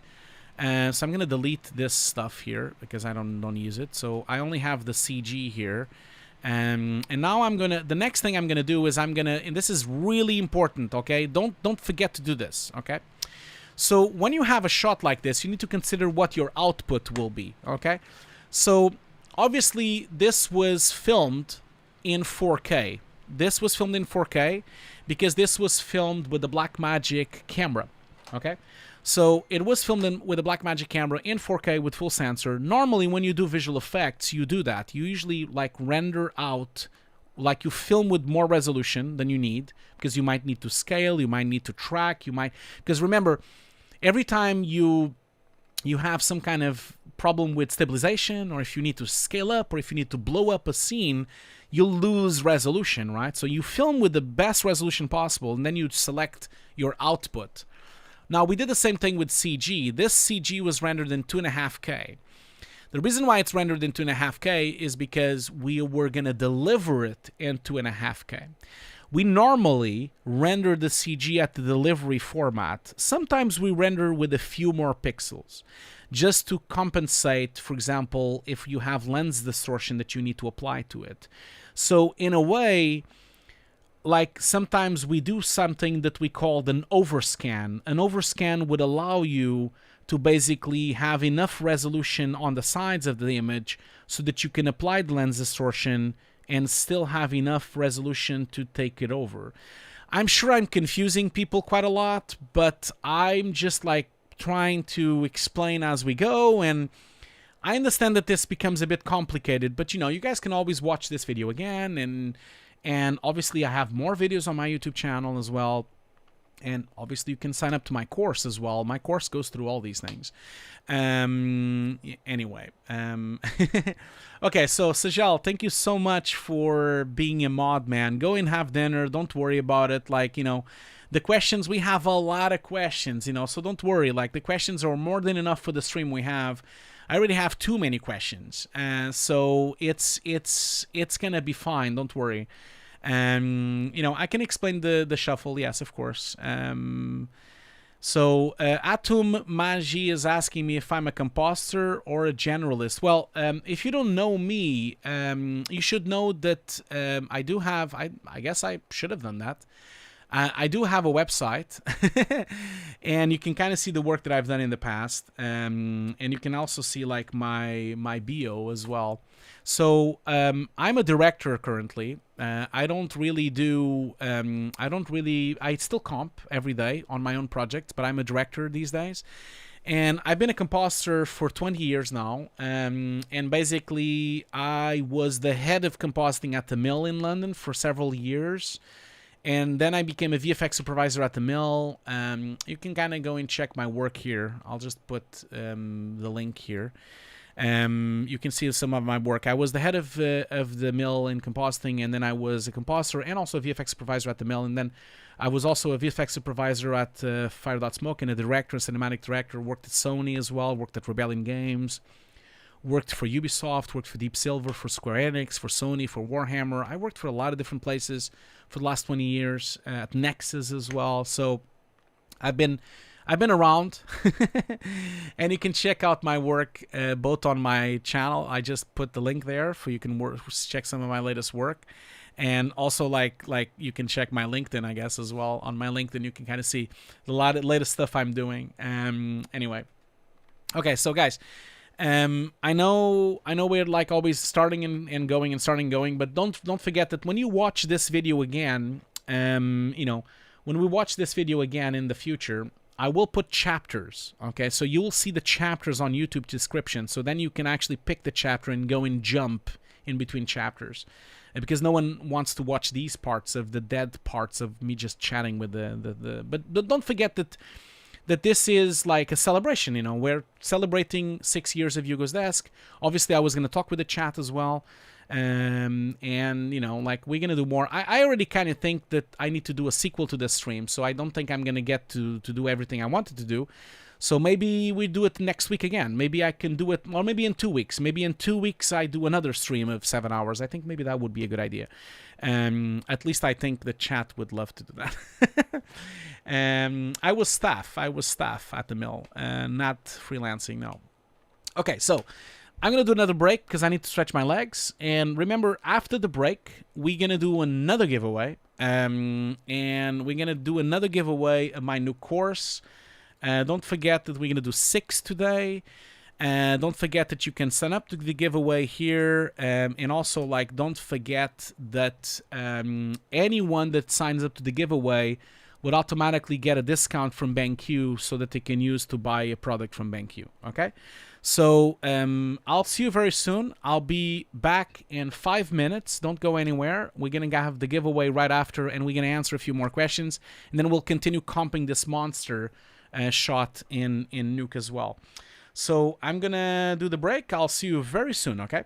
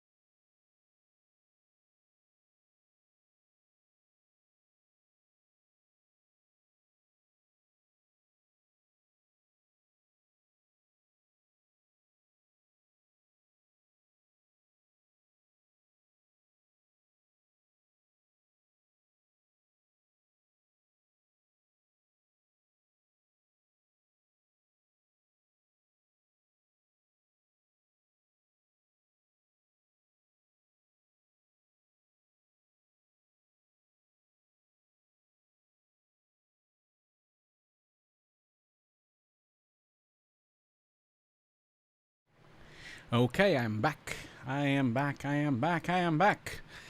Thank you so much for still all being here. I still have 180 people here. Can't believe it. Thank you so much for celebrating Hugo's Desk today. 6 years anniversary of Hugo's Desk. I'm so thankful for everyone here supporting the chat and also supporting the channel, becoming a member. Thank you so much. I can't thank you enough. We are here doing a marathon in compositing, really. Trying to do 6 hours in a row. We'll see if I don't keel over.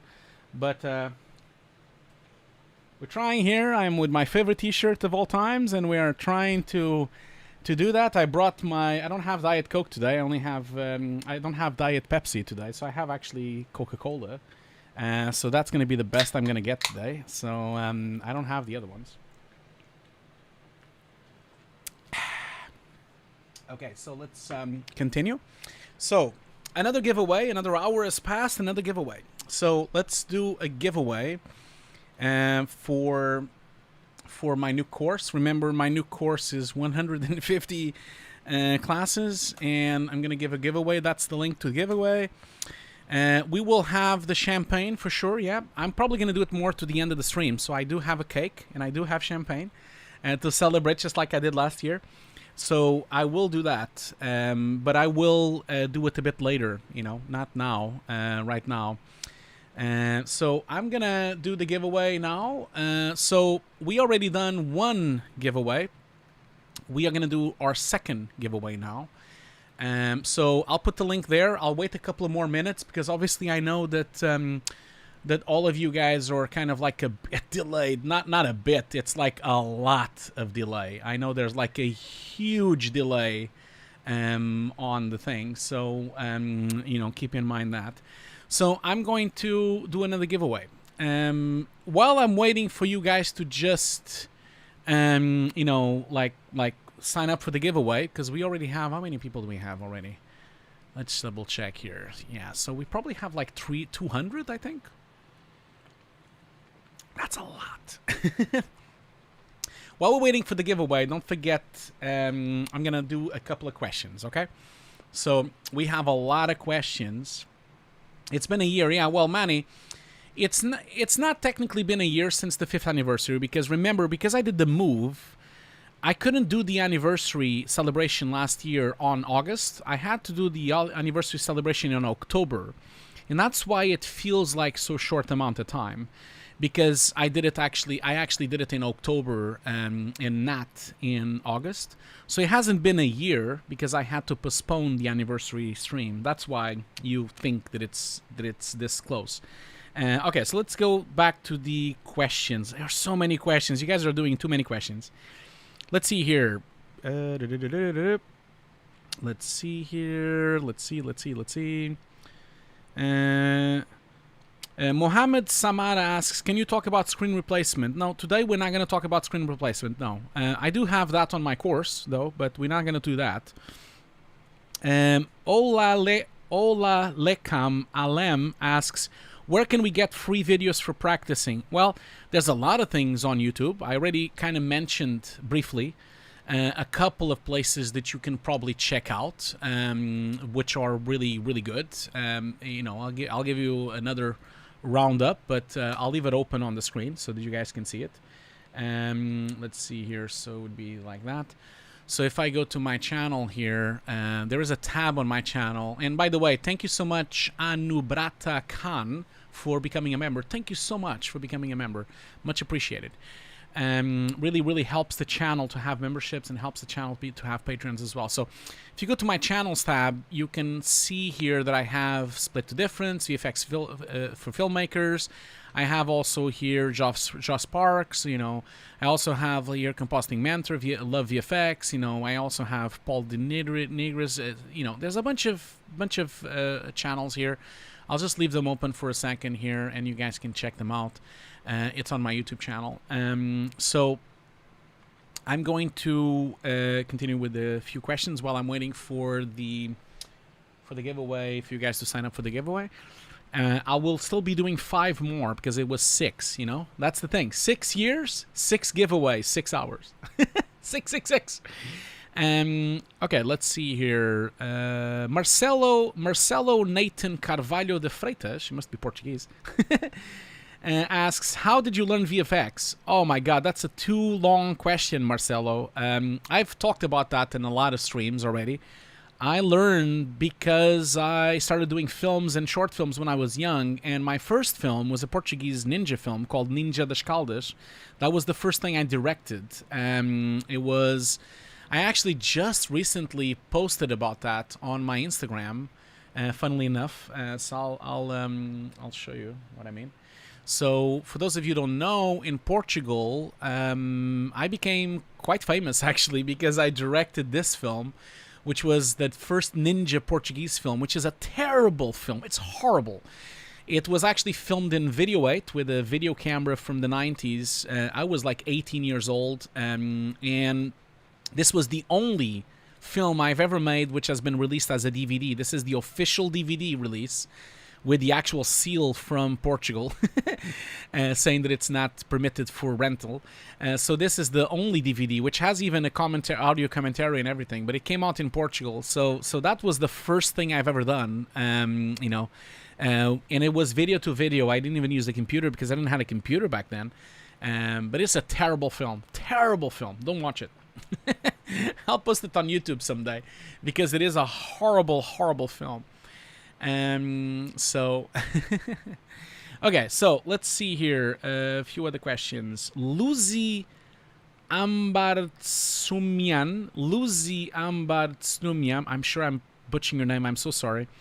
Tips for getting into the VFX industry, even if it's volunteering running positions. That's a really long topic. I'm not going to answer that now on the stream. That's really too long. But definitely already answered, like, being a runner is a pretty good way of getting into the company. But I think get known, like make a Twitch channel, a Twitter follower, make an Instagram channel, get noticed, put your art out there, do an art station, try to link up with as many people as you can. That's kind of the trick, really. And that's the kind of a trick that works for most people. Okay, we'll come back to the questions in a bit of time now. I'm going to do another giveaway. So let's do a giveaway here. Ready to doing the giveaway. I'm going to draw another winner. Remember that there are 186 people potentially to win this course. So I'm going to draw now, and let's see what happens. Okay, so I now have drawn, and at the moment I have, let's see here.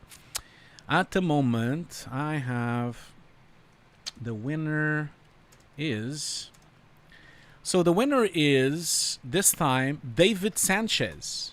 David Sanchez, congratulations for winning the Nuke course.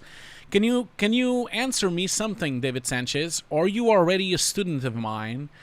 I can see that you are from the US, and my question, I guess, would be, do you want the course? Are you interested on having the Nuke course?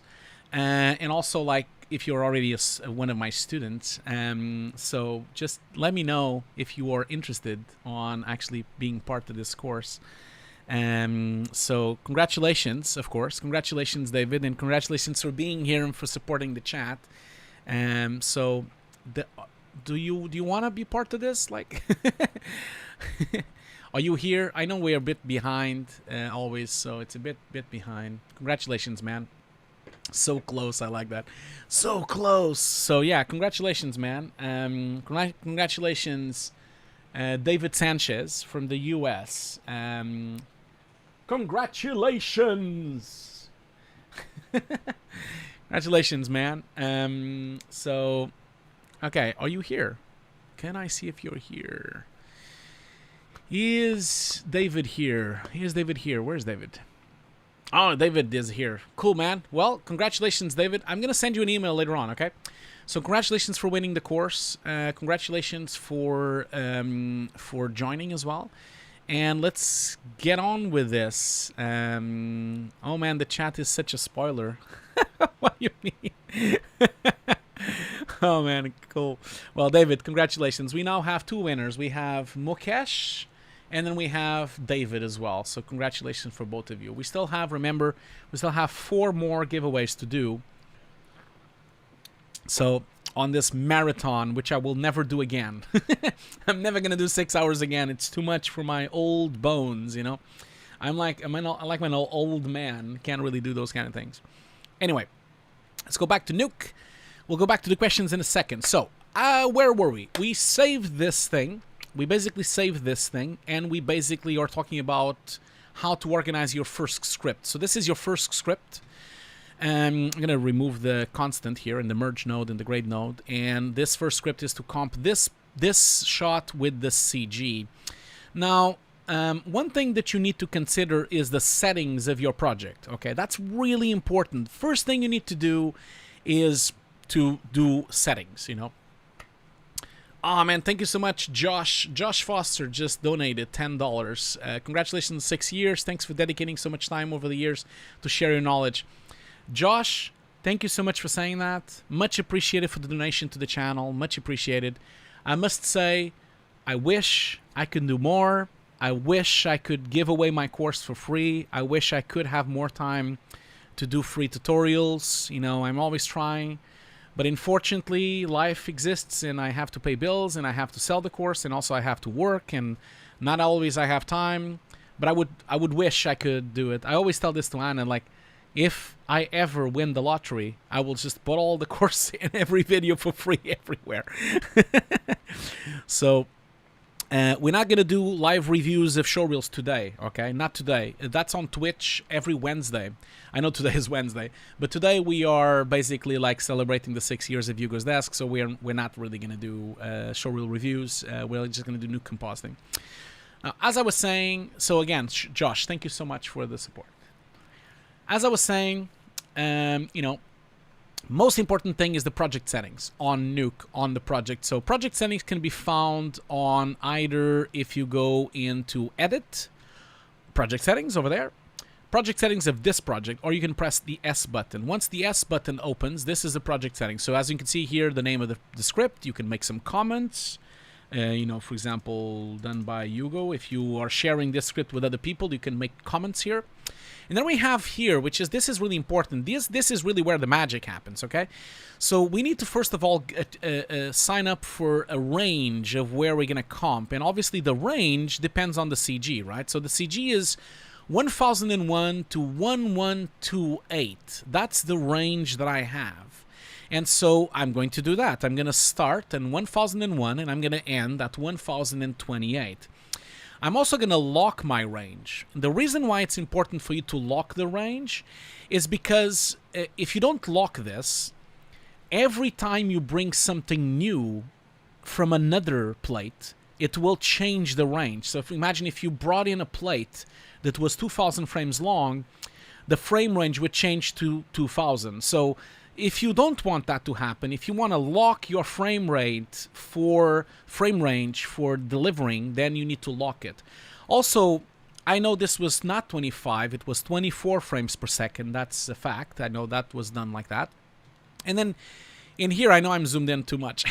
Sorry about that. So I need to like zoom in a bit less. But as you can see here, we also have resolutions. And this is, of course, all the resolutions we can have inside of Nuke. It can pick. There's a lot of presets, of course. But for simplicity's sake, I'm going to keep HD. Okay? Let's say that we want to deliver an HD version of this render. You know, we want to deliver it in HD. We don't want to deliver in more than HD. So I'm going to set HD to the resolution of my comp. Now, here's where a lot of confusion comes from people trying to use Nuke for the first time. You're probably thinking, okay, I've set, because this is not After Effects, right? So you're probably thinking, okay, I've set my resolution, but why do I still see 4K on the plate? And that's a really conscious thing. Like Nuke does have this, and the reason for this is because Nuke is resolution free. You know, it's like it's resolution independent. Okay, because it's resolution independent, and it doesn't really care if you are using 4K, HD, or nothing. You can bring in a 20K plate. You can bring in a 10K plate because you're reading it from file. And as you can see here, the CG is still 2.5K. My plate is still 4K, although my settings are HD. Why is this important? Well, it's important if I do something else. Let's imagine that now I bring in a constant. Remember I was doing a constant for the color? I'll bring in a constant, and let's say that we make a gray constant again. I'm going to press the 1 to attach to the constant. And you see, this constant is set to HD. So you're probably thinking, why is it set to HD? Well, it's set to HD because my project settings are set to HD. So everything that is created by Nuke itself, either being a roto shape, either being a constant, or a transform node, or a reformat node, or a rotoscope node, anything that you construct inside of Nuke will always be HD. Reformat node will be HD, the transform node will be set to HD, the roto will be set to HD. And this is really important because this is where Nuke is different from other applications. That's where you have a project setting, which is the setting of your delivery, but also this resolution is the setting of your comp. So anything you do to this comp, but either a rotoscope, a transform, or a constant, will have that resolution. So that's why you need to be careful, because if you don't really pay attention to the resolution that you're going to deliver, you need to be careful, because then everything else in Nuke will have different resolutions. So just a quick shout out. I wanted to really thank so much to Jazz Pretcor for being a member. Thank you so much. And man, Akam, thank you so much for the $50 donation, man. I cannot believe it, man. You didn't need to do that, okay? You did not need to do that. So, Akam, thank you. Thank you so much, man. Thank you so much for the lovely $50 donation. Akam says, words are not enough to thank you for everything that you have done so far for us. However, I would like to extend my warmest greetings on Hugo's Desk anniversary. Thank you so much, Akam. That is a lovely message. Thank you so much. Beautiful message. And also, you are by far my biggest supporter, both on Twitch and on YouTube. I can't thank you enough for all the love and all the amazing stuff that you constantly support this channel with. Like, it's unbelievable, man. Thank you so much, okay? Anyway, let's get on, right? Let's get on with this thing. So sorry that I keep interrupting. It's just, you know, I'm on a celebrate. You guys need to understand. I'm sorry about this, but I'm celebrating. You know, I'm celebrating 6 years, and I'm kind of thinking like, it's gonna be another 6 years, maybe another 6 years, another 6 years. And imagine that. Imagine that my YouTube channel has been running for 20 years. Imagine that. Like I would be an old man, like. And here you do Nuke on Nuke 12, and or I mean, well, not Nuke 12, so it would probably be Nuke 20, right? Like, imagine I'm an old man with a beer, and I'm like, well, I can't grow a beer, but I'm like an old man, and I'm like, here's Nuke 25, now running in all the graphic screens. I hope we get to that.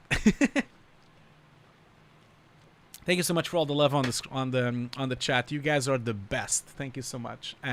Anyway, let's get on with this thing. So. Always remember the resolution is incredibly important, okay? Incredibly important for you to set up this composite. So let's pretend for a moment that I'm going to deliver HD. Now, there's other things here. We're not going to go through them today because we don't have time. There's also management. I'm not going to go through management because I'm currently using the default management. Obviously, there is ACEs as well. But please keep in mind that this render, which is from 2015, does not have ACEs because this was rendered in 2015. We didn't use ACEs back then. And also this plate is actually rendered from DaVinci without ACEs either as well. So keep in mind that I'm not going to run ACEs today. Although you have seen tutorials of me on ACEs. I remember a few years back I did a stream on BenQ with ACEs. So maybe have a look at that, you know. And obviously, like Victor Paris is always doing a lot of things with ACEs, you know. You can kind of check some of these wonderful tutorials on Netflix as well. And there's a lot of information there. So let's continue. There's still 188 people here. Thank you so much for all of you being here, man. This is amazing. Okay, so now that we've established this, how do we make this work, right? Because remember, we're trying to comp something that's 2.5K and we're comping something to the 4K, but we're delivering HD, right? So as a rule, when you're compositing something like this, you kind of want to consider, okay, I want to merge these two, right? Remember I pressed the M button for the merge button. And so I want to merge the monster into the plate. And okay, so the plate is the background. That's fine. Remember, always B is for background. And A is for foreground. And then I'll put the monster. Now, obviously in Nuke, the way it works is that if you had another layer, then you would have merged something else, and something else, and something else. We'll probably get to that, but just so you guys know, like you know, that's the kind of thing that works. You know, you can kind of like merge and merge and merge. That's how you basically grow it as a tree. You know, you go through it as a tree. I should have really like made like a huge comp just to show you a tree, I guess, but I'll get to there. So here's the problem, the first problem. So you're probably thinking, okay, I've merged the 4K plate with the 2.5K plate of the monster. Let's view what we've done, okay? Let's watch our fabulous composite. Oh, the viewer is like all the way there. Don't want it to have it all the way there. Sometimes it's like a bit fiddly. I don't usually work like this. And by the way, I'm going to ask you for a favor. Like, I hate working like this. I hate to have such a small node graph, and I hate to have all the properties here. If you guys don't mind, I'm going to switch the workspace to my own workspace. Now, I'm not going to teach you how to change workspaces. That's really easy. You can find it on the web. You can find it on Foundry, but I'm going to switch to this. This is how I work. Doesn't mean that it's the best way. No, not at all. Like, that's how I prefer to work, okay? I like to have a very big node graph on this side, and I have to like to have a very big screen on this side. And then I like to have all my properties actually being individual menus. I like this because that allows me to have two of them side by side if I want to transfer data. So I prefer to have floating. You know, I really prefer to have floating. So you're asking me what's with the huge pointer. Well, the problem here is that I've made the pointer big. Not that I made it big, is that my computer is set to 4K, but I'm running the computer in HD for the stream, you know, so my cursor is not, for some reason, it didn't went back to normal. I do apologize for that. I don't know why it's so big. I guess there's some kind of bug in macOS with the cursor being bigger. I'm not really sure what happened there because I don't know why it's so big. I can try to make it a bit smaller. Where would that be? I can't remember now. I think it's on accessibility that you can make the cursor. Let's see here. Overview, zoom, display, cursor. Here we go. Oh yeah, I can make it a bit smaller. Okay, so let's make it maybe this. Well, yeah, for some reason it's in the middle or something. So I'll make it this big. That's probably going to be fine. Okay, let's do that. Is that better?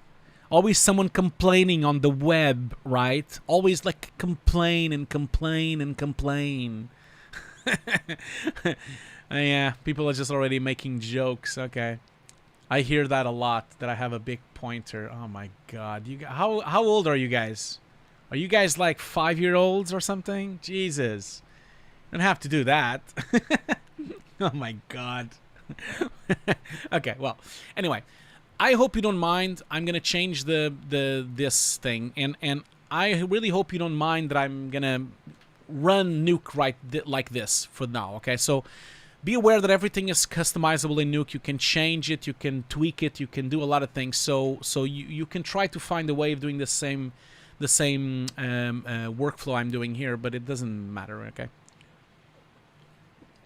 Anyway, going back to this. So, once I'm here, remember we were discussing, okay, I have a 4K plate, I have a 2.5K monster, I'm going to merge it. And look at that. For some reason, the monster is not scary at all. Like, the monster actually looks ridiculous.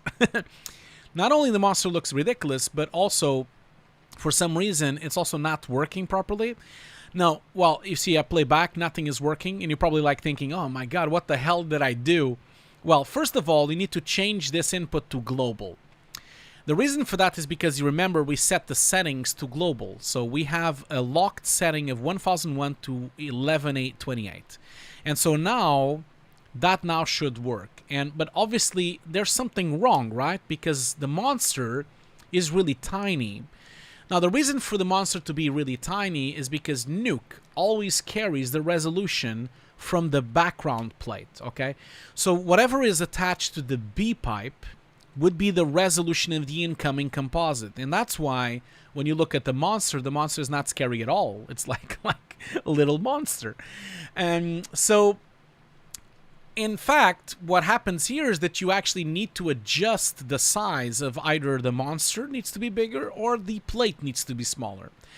Because we're delivering HD, there is no point of us using the plate in 4K. No point at all, except if you needed the 4K, you know, usually I can form plates in 4K when I'm kind of considering that maybe I need the extra resolution for keying, or maybe I need the extra resolution, you know, for tracking, or I need the extra resolution for maybe like some kind of stabilization that I'm trying to do. In this case, I'm not doing any of that. I mean, obviously there's some tracking markers to be removed here, but it's not like we need the 4K. So I'm going to start by reducing the resolution of this plate. Now, to reduce the resolution of this plate, I have a few ways. If I go to the Transform tab, the way that you want to do this is on something called the Reformat node. Now, remember what I said on the beginning. I'm jumping a lot in a lot of things. As you probably noticed, look at all these nodes. I really would recommend you to go through a course, because a lot of things will be really over, like, I will not talk about them because I can't do this. I mean, remember, my course is 70 hours long. We're doing 7 hours. So it's not really possible, and we're having interruptions all the time. Okay, so again, thank you so much. Thank you so much to Tim Townley for the donation of 10 Canadian dollars. Thank you so much, man. He says, love learning from your experience. You motivate me to be better, to do better. Only learned and bought Nuke over 3 months. Greatly appreciate all the help while I comp the VFX for an upcoming film I'm working on. Oh my god, congratulations, Tim. Congratulations, Tim, for being comping on a film. And congratulations, man. I thank you so much for saying that. It really gives me a lot of... it really makes me feel really nice of hearing that. Much appreciated for all your lovely words, man. I can't tell you how much it means to me to hear that. Thank you so much, man. And a lot of people say that I'm faking it, or I'm saying, like, I'm not saying. A lot of people that know me that I am like this. I am this person. I'm pretty transparent. I am the little garbage truck on fire that operates inside the YouTube. But thank you so much, Tim. That was so appreciated. Thank you so much, man. You're giving me a tear to my eye. I'm sure I'm gonna cry when I do the cake and I do the champagne. Okay, cool. Okay, so as I was saying, the reformat. So I'm going to go in here, and you see, here's another thing to consider. When you put the reformat node, you see the reformat node automatically picks up the resolution of your settings because we've set it to Full HD. So you can either have it like this and then plug it into the pipe if you want to, or you can select the read node and type reformat. Now, consider that when you do this, when you type it to the reformat, it will always pick up the resolution of the incoming plate. So now that I have a reformat here, let's have a look at exactly what happens. So as you can see on the image here, this is not quite what we wanted, right? So as you can see here, we have HD, but for some reason we have this bounding box issue. And in fact, if I go in here and I click the black outside, look at this, like it's actually cropped, right? That's not going to work. Well, the reason for this is happening is because the Blackmagic Cinema, the old Blackmagic camera, was actually not 16:9. It was, I don't know why, it was like some kind of weird whatever they were making. It was like 1920 by 1060 aspect ratio. It's like, I guess like that's like 19 by 9.5. I have no idea what they were thinking.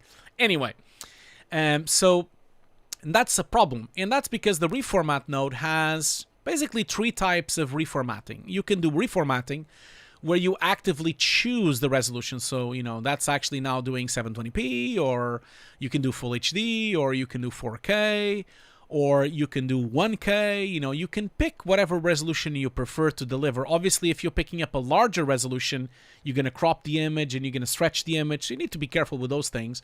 And that's kind of why we're doing this, why we have a 4K plate, okay?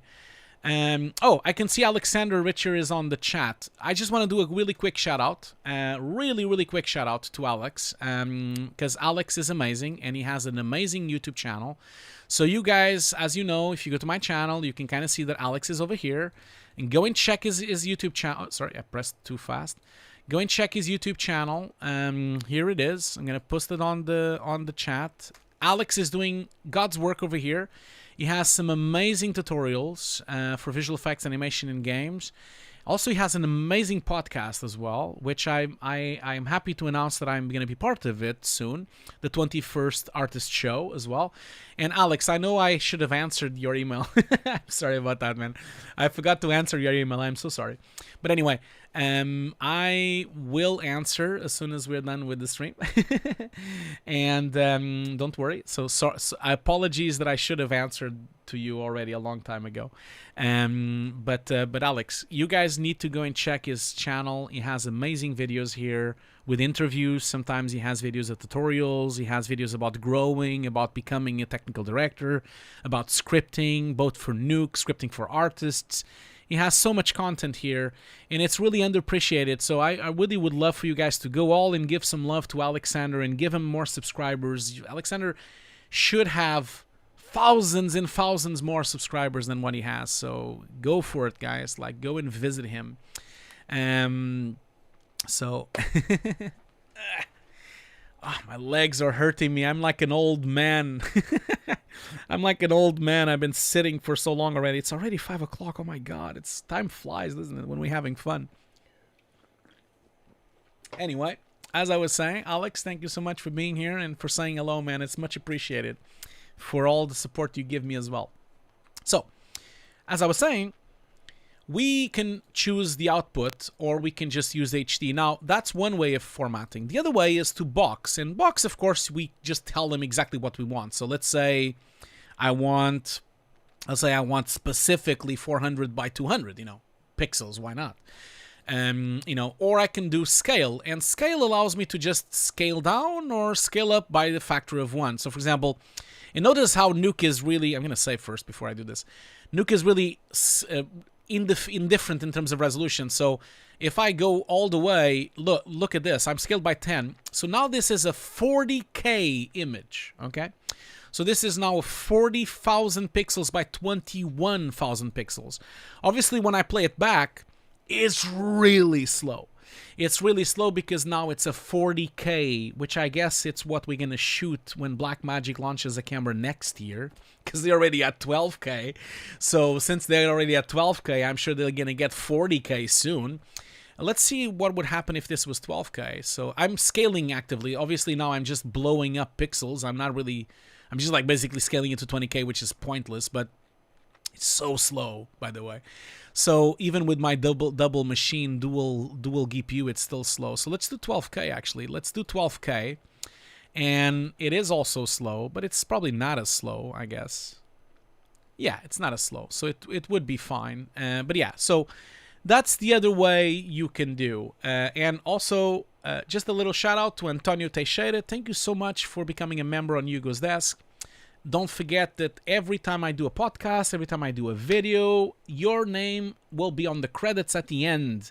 I know no one watches the videos at the end, but if you go to all my videos on YouTube, at the end of them, you'll see that I have the credits of everyone that is a member on YouTube, a Patreon, or a subscriber. Yes, Eric, it is half price now, the Urza, but I'm very happy with my Urza Gen 1. Notice how this is so big now that it doesn't even cache. Remember, it doesn't even cache at 12K. I think Nuke is struggling with this thing. So let's just go back to 1 here, and let's not have that. So this is the different ways you can scale. You can either format to a specific scale. You can do a box and put a specific format, or actually scale by hand to a specific res. This is really handy, especially when you're applying lens distortion, because then you can scale to a factor of whatever lens distortion you're trying to achieve, and so it's also very powerful in that sense. I must say, like, I kind of lost track of. Is it been an hour already? I hope it hasn't been an hour since I've done the last. Let me just double check. No, it hasn't. No. I was just double checking. When did I do the last giveaway? Because I need to do a giveaway every hour. And when did I do the last giveaway? When was it? God damn it, this is hard to find out. Was it an hour ago already? Do I need to do another giveaway? Maybe not. I don't think it was an hour ago. I can't see. Unfortunately, I pressed my mistake on the button here on the recording. So, okay, I've been going for almost 3 hours. It's been going for, okay, so I've been going for 2 hours and 43 minutes. Okay, so we're almost going to go to the third giveaway. I'm going to do it the third giveaway soon. So let's just put the link on the chat here. Yeah, so let's just put the link here so you guys can start doing that anyway. Okay, cool. So, for the purpose of this tutorial, I'm going to do format. And remember, these problems are coming because the resize type is width, right? So if I now would put to height, it would zoom in. If I would put fit, it would fit into that frame of 16 by 9. If I would fill, it would zoom in as well. If I would distort, it would distort the image to actually be part of that resolution that is trying to force the plate into. And of course, if I put none, this is where I get the actual 4K plate just zoomed in. So this is now 1:1 in 4K. So it's basically we're watching the 4K plate on a window of HD. So that's kind of like the way that it works here. So obviously what I want here is I'm going to want to resize to basically to height. Obviously, the problem, though, is that as you can see, it zoomed in on the sides. So there's a bit of an issue here with the tracking and the CG. Not that it will be a problem for this specific shot, but the issue here is because my resolution of my CG, you know, in here is 2.5K by 1382, which is the same aspect ratio as my, the same aspect ratio as my footage. So what we want to do is actually to use the formatting to match the CG, at least for now. That's what I would do on a plate like this. Remember, of course, this has huge implications. Once you reformat something, you're going to lose that extra information on the bottom, but when you merge the CG, basically what you want to do is you want to do everything in 4K. So that means stabilization would be done here, tracking would be done here, keying would be done here, everything at 4K. And then only when you're ready to merge it with the CG, that's when you reformat. Only then do you reformat the plate. If in fact the plate is the same, like bigger than the CG, only if that's the case. I don't want to confuse you here too much, but it's like really difficult to render in 4K, so it would be very unlikely that someone would render this in 4K. It's really painful. So most of the times we render in 3K or we render in 3.5K. We a lot of times render below 4K, and then don't tell anyone. It's a secret. Please don't tell Netflix. I've never done a show to Netflix, but I mean Netflix forces people to do 4K in everything. But obviously, I know that a lot of companies don't do 4K because they can't do it. It's just too much. It's too much rendering. It's too much power to be just wasted on render time like that. So it's very common for you to basically render on a lower resolution. So obviously, I'm not going to deliver 4K. I'm going to deliver HD. So none of this matters. I could have even delivered this resolution if I wanted to. So what I'm going to do here to match this up is I'm going to choose the same resolution. So if I open up this here, this is now 2560 by 1382. I'm now going to pick that resolution. So if I go all the way down here, it is here because Nuke has all these these templates. These are the resolutions that are templated inside of Nuke. But below here, the ones that have no label, those are the ones of just stuff that you imported into Nuke. So whenever you import something, it will show up here. So keep that in mind. So I'm going to pick the same one, which is 2560 by 1382. And now my footage is now correctly converted to the same resolution as the monster. And if I now merge both, you can kind of see that the monster is now on the correct place. Obviously, this is just A over B. The beginning of the shot monster is not even there, so I'm gonna do an in and out here, so we don't waste so much time watching this. I'm gonna press the I button to make an in point here, and then we're just gonna preview just the comp itself.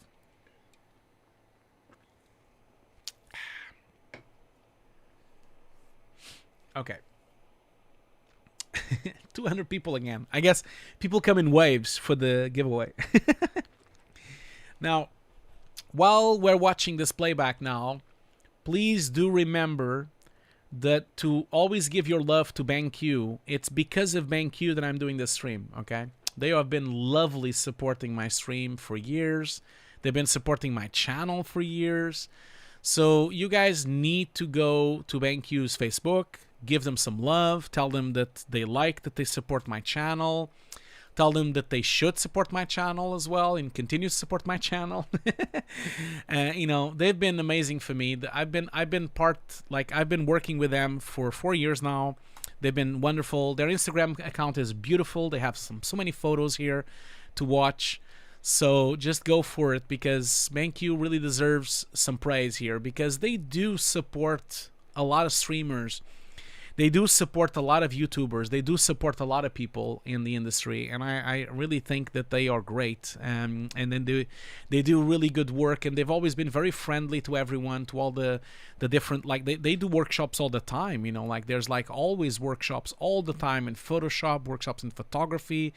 You know, they have a bunch of workshops always happening on like with content creators, with photographers, with VFX people. It's great. So you guys go and show some love to them. Okay, so going back to the shot. So now this is the comp we have, right? So this is what we call a pre-comp. This is what we call an A over B. So now we have the monster there, and we have the merge version here, and everything works. The resolution is now correct. Now, for the moment, I'm not going to actually put HD here, and actually temporarily, I'm actually going to, just to make everything more simple, before I deliver, I'm actually going to change my settings, the project settings, to the resolution of my CG, because I want to make sure my rescales and my reformats and my rotos and my transforms all match to the resolution of my project. So I'm going to change here this resolution to this, so that time, if I put a transform node, or if I put another reformat node, or if I put another roto shape node, you know, everything will always have that resolution. You see, the roto actually has 2560 by 1382, and the reformat as well, so that everything is kind of matching. So now that that's merged, that's my pre-comp here. And this is why I was showing you how powerful compositing and node compositing is. Now, notice how this is actually a tree, and when you press the command or control button, you get these little dots. That allows you to like organize this a bit better. I like to organize my scripts so that they are a bit more tidy and a bit more organized, so that you can kind of like continue working.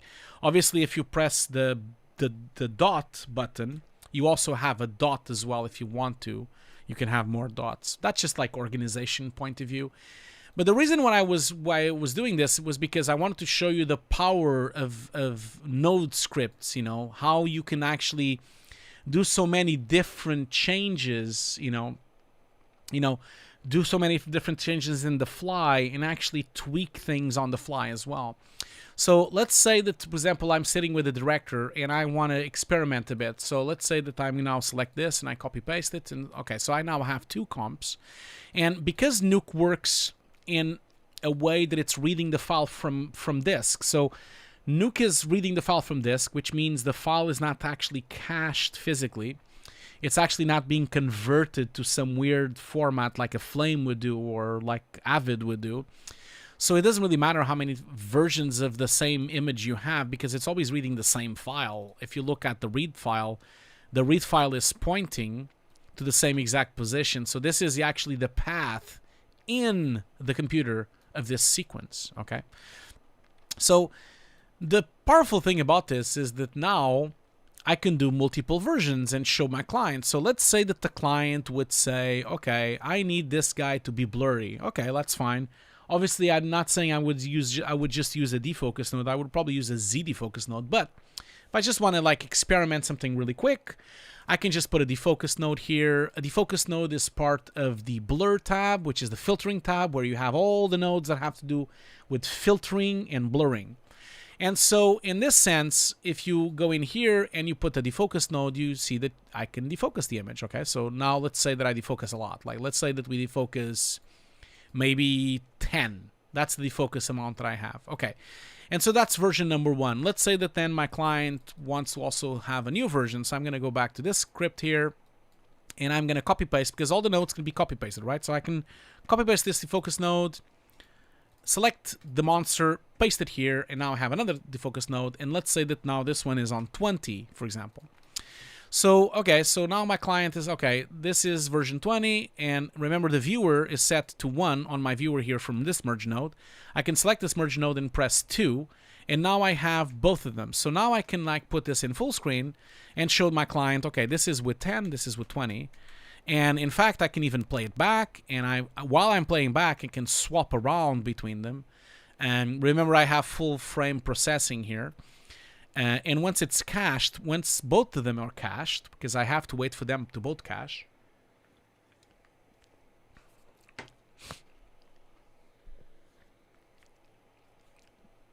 A quick question here from E3D.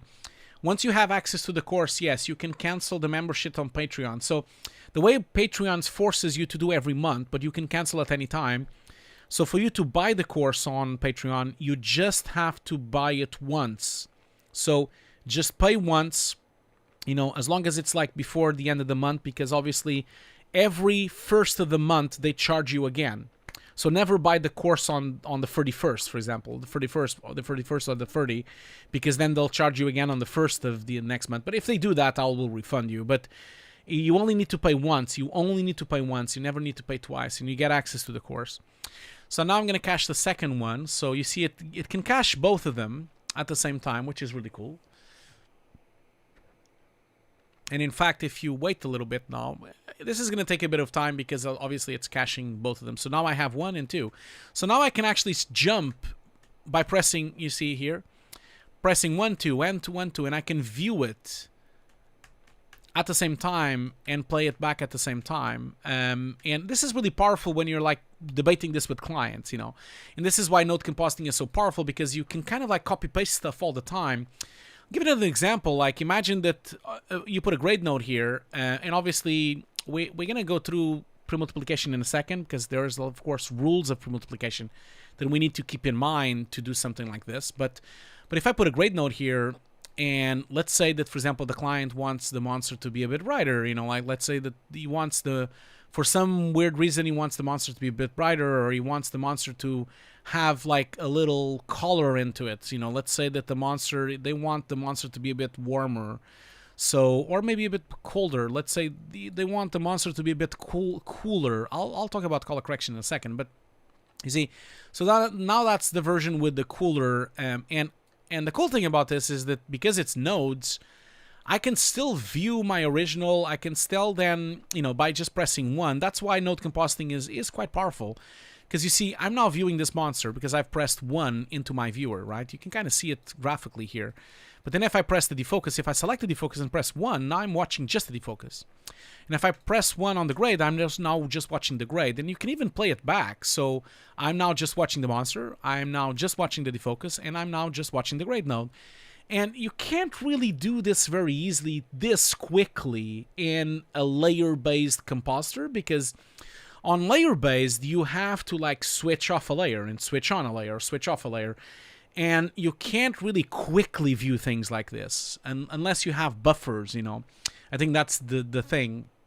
So, and the same way that you can even see the result. And the cool thing about this is that you can also like switch things really quickly on the fly. So if you're working with a client next to you, or even if you're the experimenting thing, because I do think that Nuke becomes a very experimental application because of this. And do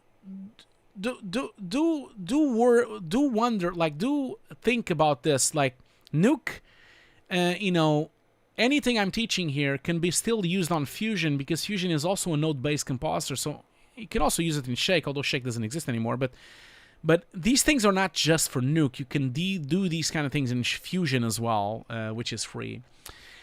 Someone on the chat is saying that someone bought the course. So you need to you need to cancel the Patreon before the end of the month so you don't get charged twice. But do not buy the course and cancel right away. You need to wait at least a day. If you don't wait at least a day, Patreon might think that you are just a scammer.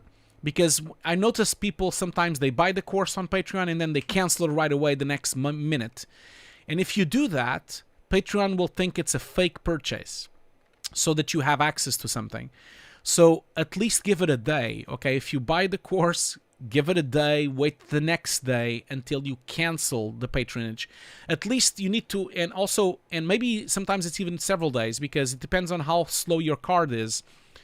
You need to understand that Patreon needs to charge the card or the bank transfer before it processes it. So if you cancel before the processing of the card goes, it will just cancel the course access. So you guys always need to wait for your card to be charged.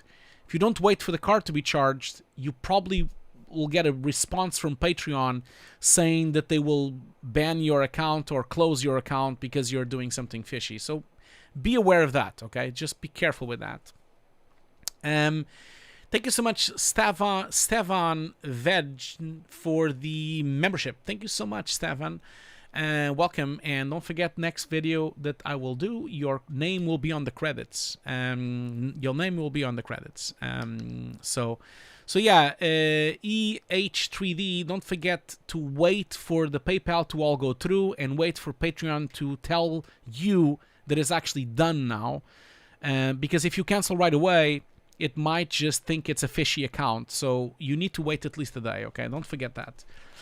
Okay, so we're gonna do the third giveaway soon, and we still have champagne and some cake as well to have. Although I can't give you the cake. Okay, so let's go back to this, and before we stop the break, the other thing also that is really powerful with this, not only you can view just one layer, just another layer, just another layer, but also by pressing the D button, which is the button for disable. If you select something, you can disable a node really quickly. In fact, you can disable 2 nodes at the same time. You can disable just one node, you can disable just the other node, and this becomes incredibly powerful when you're working really quickly, and I think that's why so many people love node compositing. So let's carry on here. Let's do another example here. So on this one here, let's imagine the client wants it to be a bit warmer instead.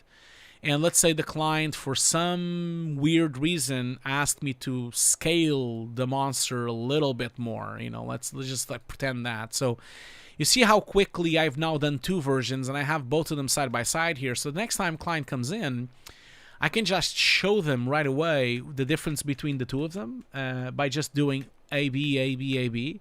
And I can also like disable one of them, disable the other as well. So I can actually use the disable button to my advantage and really kind of like go quite fast in terms of compositing and be quite creative. I think that's why I love node-based compositing, and to a point that now, I'll be honest, I hardly use Photoshop these days, especially if I'm just comping layers. Like, I just use Nuke instead. It's just much easier than using Photoshop. Okay, cool. So, yeah, Sovik does have a point here. So, EH3D, don't cancel until you get access to the course, because if you cancel also too early, then I won't even see you on the Patreon. And obviously I'm doing a stream now. I can't do this now. I can't give you the access to the course right now because I'm doing a stream. Anyway, we went through a lot of things so far, and don't worry, we're gonna get through a lot more. I'm gonna do a break now. Again, don't forget, we're gonna do a quick break. When we come back from the break, we're gonna answer a few more questions. And then we still have a lot to go through, okay? A lot, like really a lot. Like, I still want to go through I still want to go through the channels. I still want to go through the pre-multiplication. Still want to go through blur and grading. Still a lot of hours to go, but obviously we're going to skip a lot of things. We can't really go through everything. Okay, so I'll be right back. Again, let's do this time. Let's do a 10-minute break because my legs are hurting. I think I need a bit of a break. So I want all of you to also stretch your legs. Don't forget to be responsible. Stretch your legs. Watch something else. Rest your eyes for a moment because being on a computer for too long is always a bit tricky. Okay, so I'm gonna do a break for 10 minutes. I'll be right back. I know that the meme is gonna say 5 minutes, but I'm gonna change it on the fly. So I'll be back in 10 minutes, and then we'll continue this. We'll do another giveaway. We'll answer some few questions, and then we will continue the composite. So I'll see you very soon. Be back in 10 minutes.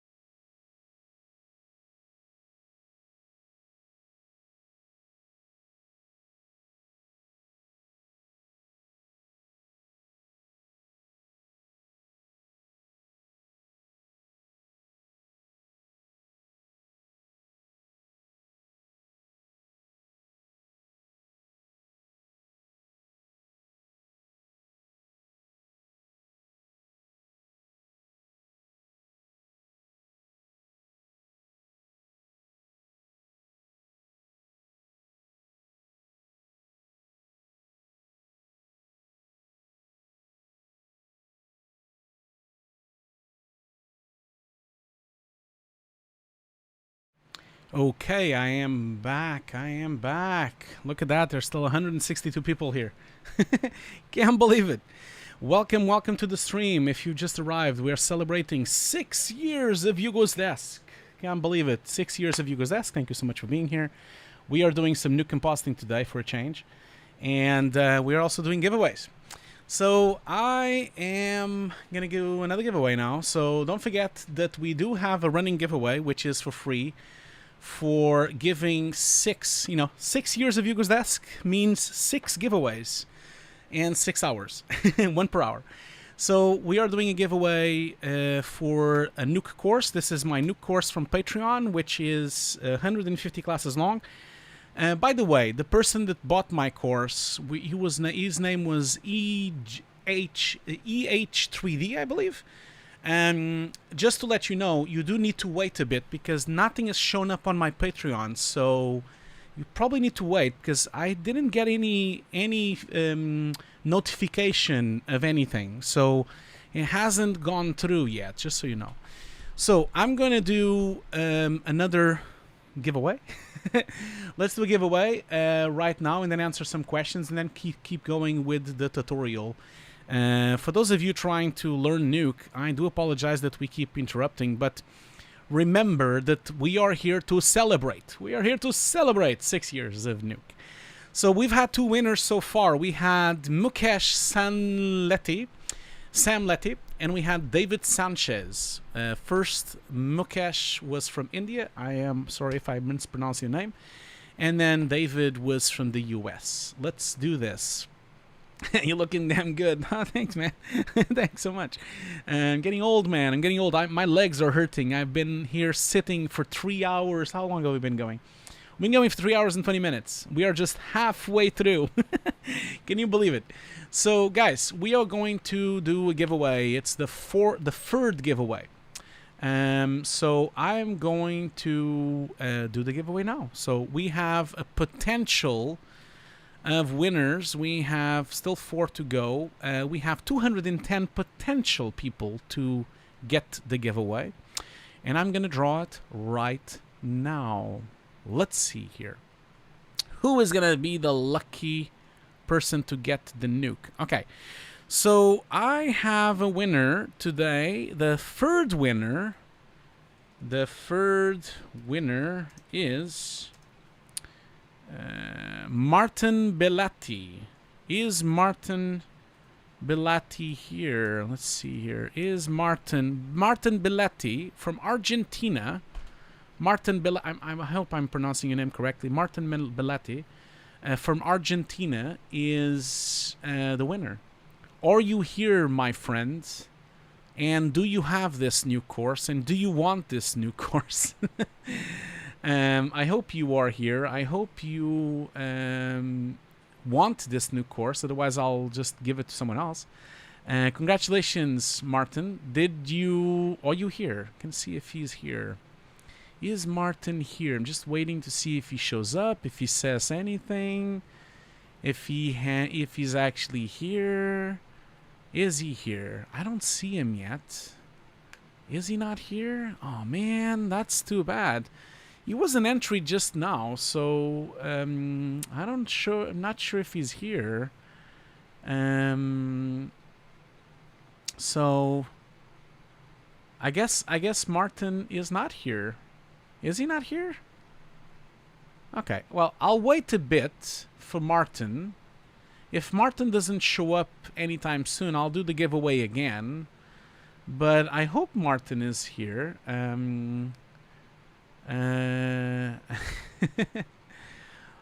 Yeah, I know, Georgie, I know. I said the creature is not that good in a sense that, it's not the best materials. It's a bit flickering. It's not high standards in terms of production.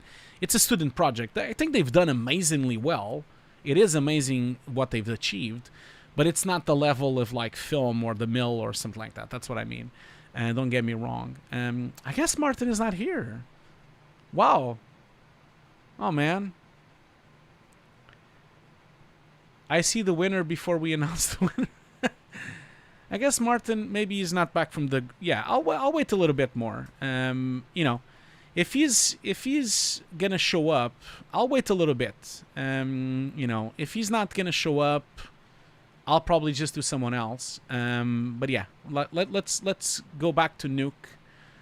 I mean, I'll wait a little bit while I answer some questions. So because there's so many questions here, so I'm gonna like go back to the questions a bit and see if there's like questions. Yeah, I'll wait a few minutes.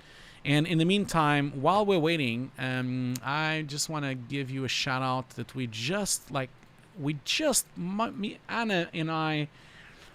Anna just published a new video on our food channel.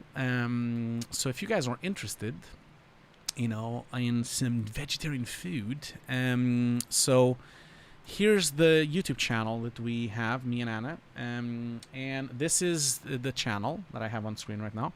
And as you can see, we have a new video, and this is a vegan video. This is minty pea in peanut soup. It's a vegan soup. I must say, I don't like soup at all, but this is my favorite soup. So this is like a vegan minty pea and peanut soup. You can watch the video. The video is actually in 4K if you want to. I did film the video in 6K with the Blackmagic camera. I then edit the video in 4K in DaVinci, and I graded it in DaVinci as well. So you have an HD 4K version if you want to watch it. But yeah, so this is the new video that we just launched today. If you guys want to check it out, feel free to check it. Like, it's really good food that Anna makes, not just because she's my wife, but she's a really good cook. And this is a really tasty soup. It's really simple to make as well. It's like 10 minutes and it's done. So you guys should go and check it out and go and try it. Okay. Okay, I don't think he's here. I'll wait a few more minutes while I have the video on the background there for us to all get hungry, I guess. I will answer some more questions from the audience because we have so many. And thank you so much, Sajel, CG Rockstar, for this amazing support. You didn't need to do this, you know. Like, I don't want you to kind of like stay here forever doing this, you know. Okay, so let's see here. Let's see if he's here. I'm gonna just keep posting here if he shows up. Okay, so questions. Where were we? There's so many questions. You guys have not shut up. Let's see here. Where was I? My God, there's too many questions, guys. This is way too much. Eric is asking, some friends and I are talking about tracking and distorting footage with ST maps. Any advice on tracking you want to cover? I don't think we'll get to that, man. I don't think we'll be able to do tracking today. I mean, we already done 3 hours. We hardly managed to do more than a merge node. Nuke is very complex. I'm not sure we'll be able to go that far and that deep, you know. So, yeah, sorry. So let's see here. Lopol AV Production says, is there a way how to use ACEs in Nuke 8? I don't think so. I don't think Nuke 8 supports ACEs. Don't think so. Yeah. Georgie is asking, do you work on transcoded footage or RAW? I do work in RAW. So DaVinci with double GPU is amazing. You know, so I have dual GPU. I discussed this in the beginning. So I have a dual AMD Pro 66800Xs, each of them with 32 gigs of VRAM. And so I have 64 gigs of VRAM. So it's not even, it's a breeze. Like basically, he doesn't even care, you know, just to give you an idea of how powerful it is with the Mac Pro with these two GPUs. I'll show you what I mean. So if I go into the speed test here, the Blackmagic Raw, just check this out. Like if I do a Blackmagic Raw test on 8K with this machine, so I'm doing 8K 12, well, let's do 12K. So I basically edit in 6K 12:1. So that's how I edit usually. So if I do a benchmark with the Blackmagic Raw at 6K 12:1 on this computer, I can have 120 frames per second on the CPU, but then on the GPU, I do 340 frames per second. So I can actually when I render out my video from Anna, like one of these cooking videos, it usually, like, if the video is like 5 minutes, it takes like a minute to render. It's like really quick. It's really, really quick. The Blackmagic RAW is just mind-blowing. As you can see, I can edit and comp any resolution on Blackmagic RAW with this computer and with this dual graphic card. It's really, really powerful. Anyway, let's go back to the questions here. I don't think Martin showed up, did he? Did he show up? Is he still here? Is he back? I guess not. Maybe I'll do someone else then. I'll do another giveaway. Let's see here. So another question here. Well, I'm just gonna give. I'm gonna give Martin a couple of more minutes to see if he shows up. We always do the giveaways every hour, but I know we are kind of like a bit offsetted now with the hours. I'll wait. I think I'm gonna wait for the next giveaway. So what I'll do is this: like, if Martin doesn't show up in the meantime, I think I might just I might just like do another giveaway at the end. I'll do 2 of them at the very end if Martin doesn't show up. Okay, so I'll wait a bit more. If Martin doesn't show up, once in a while I will say Martin on the chat. In the next hour we will do another giveaway, and then if he doesn't show up through the whole stream, like I'm here. Okay, is that Locuta VR? Okay. Oh, okay. Is it you? Okay. Okay, well, Martin, okay, cool. You have another nickname. Yeah, obviously I never will know if it's true or not, because you have such a different name from the thing. So why don't you tell me, for example, what's your Twitter handle? Can you tell me what your Twitter handle is? Just so I can prove that it's you. Just do that. Like, if you do that, oh yeah, no, it is you. I can see your email. Yeah, I can use. Yeah, okay. So, well, congratulations, Martin. You won. Congratulations, Martin. I have found you. Congratulations. So, congratulations, Martin. You are the 3rd winner of the giveaway. So I'm glad you came. Congratulations, man. I guess my question to you, Martin, is like, are you interested on this? Are you interested on having Nuke's course? Are you interested on winning the course? Are you interested on actually learning Nuke? If you are, the course is yours. Now, here's the thing. I will email you, okay? Don't worry. I'll email you after the stream. Most likely will be tomorrow, okay? Tomorrow I'll email you. That's how you claim the course. I will send you the details. Don't worry. Oh, I can see Alan is here as well. Hi, Alan. Alan McKay is here. Congratulations, man. Alan, everyone knows Alan. You guys go and check out Alan's videos. If you don't know, if someone here on the audience doesn't know who Alan is, I'm just going to give a shout out to him real quick. Obviously, if I go into my channel here, I have the link here. So if you go here to channels, I have him here. So Alan does some really amazing videos. So if someone here does not know him, you guys should go and check him out. Alan is doing a lot of podcasts. He does a lot of tutorials. He does a lot of artist-based videos, in business-related videos. I've been a few times on his show. I've been once on his show, and there's 2 videos of me on the channel. But yeah, thanks so much for showing up, Alan. And yeah, we're celebrating 6 years of Hugo's Desk.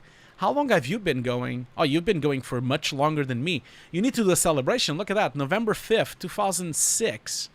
So you need to like celebrate that, my friend, because you're gonna be 15 years on YouTube, man. 15 years, man. You see that? Like, you've been on YouTube for 15 years now. Look at that. That's amazing. That's legendary stuff, Like, you need to celebrate, Alan. You need to do a celebration, man. Oh, thank you so much for saying that. Thank you so much for your kind words. We're just about 25 seconds to 30 seconds delayed on the stream, so apologies if it's a bit delayed on your side. So, anyway. Well, some people don't know Alan. I don't know. Like, not everyone knows Alan. Because if everyone knew Alan, you would have had 1 million or 2 million subscribers. So, but obviously, I think everyone knows Alan here on this chat, I think. Anyway, thank you so much for all the kind words. You guys are amazing. I can't believe I still have 200 people watching this. 200 people watching me and my Van Damme t-shirt. So, here he is. So yeah, here we are to celebrate 6 more years. Let's continue with the compositing, right? That's why you came for. That's what you came for. You see, there's someone on the chat that didn't know Alan. You see, Token didn't know Alan. So Token, you should check out Alan. Alan is amazing. He has an amazing YouTube channel. And he does some amazing courses as well. He does some amazing podcasts. Well, actually, I didn't give him justice, I think. I think besides the amazing... I need to do this now. Besides the amazing YouTube channel that Alan has, obviously, I think the most important thing, if you guys go to his podcast. This podcast can be found on a lot of different places. But if you just Google him, you'll see it here, and the podcast is here. You can then find it on all the favorite places where you can find podcasts. And the Alan McKay podcast is an amazing, amazing podcast. It's 313 episodes. Oh my God. That is a lot. That's a lot, Alan. Don't forget, Alan, I don't know if you know, but I have a podcast now as well. I have a podcast. I just launched the podcast today, actually. I just launched today the 6th episode of the podcast. This is episode 2, VFX Notes. This is my podcast with Ian Fails from Before and Afters. And of course, I'm going to watch a commercial on my own YouTube channel. So this is called VFX Notes. It's episode 6, posted on YouTube today. This time, we're talking about 2010, the film, not 2001, 2010. And I am also debating 2010. We also talk about model making. We talk about miniatures. We talk about the miniatures being used today on Mandalorian. We talk about miniatures being used in Moon. We talk about miniatures being used in First Man. So there's a lot of things here to do, to watch. So go and check out my new podcast as well. And so here you go. Thanks, Alan. Thanks for saying that. Thanks so much for saying that. Alan says, sorry, buddy, didn't mean to interrupt. I just wanted to share the love and congratulations to your 6th anniversary. Keep it up, brother, and hit me let the podcast. I know, we need to do another podcast, don't we? We need to do another podcast. Anyway, let's get back to Nuke. That's why you're here, right? So, okay, so as you saw, this is one of the advantages of really having node compositing because, and again, like I said, it is possible for you to do exactly what I'm doing here in Fusion, okay? Just keep that in mind.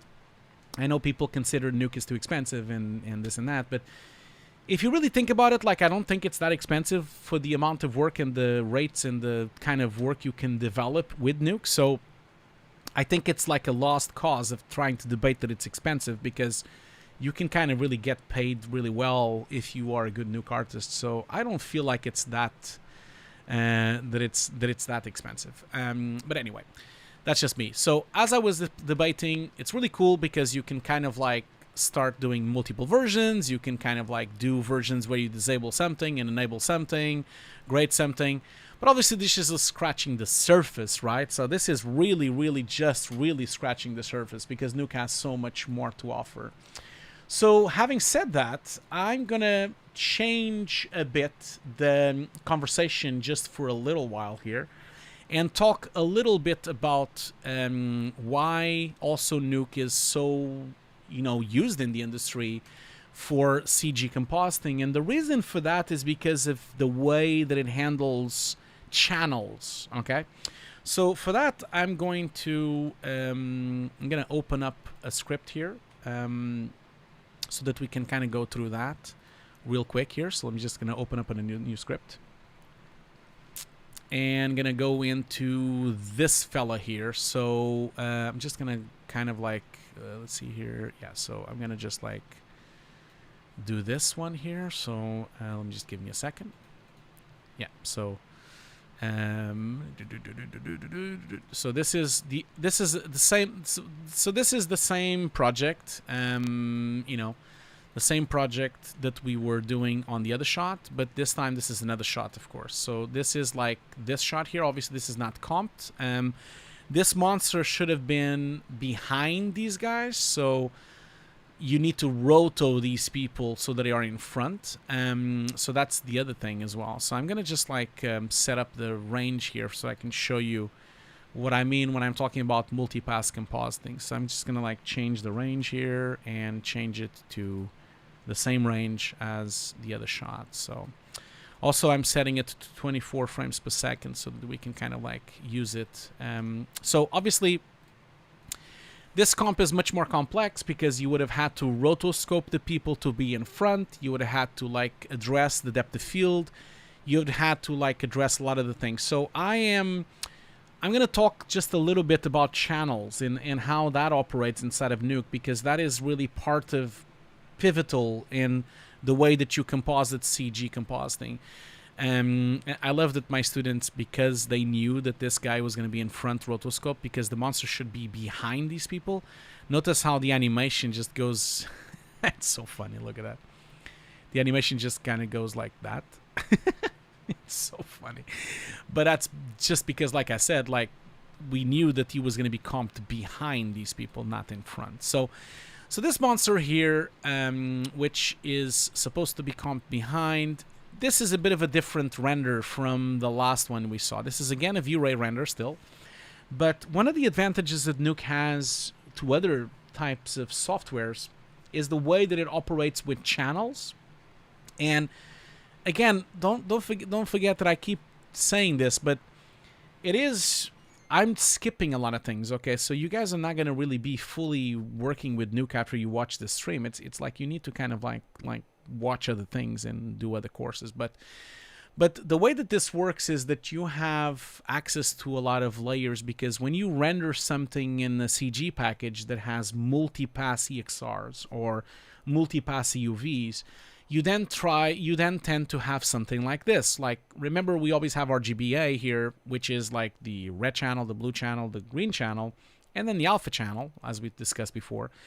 But Nuke has the capability of bringing extra layers in the same EXR. In this situation, for example, here we have the global illumination. I'm gonna just gonna brighten that up a little bit so you can see it a bit better. So this is the global illumination, which is nothing more than the bounce light of the environment.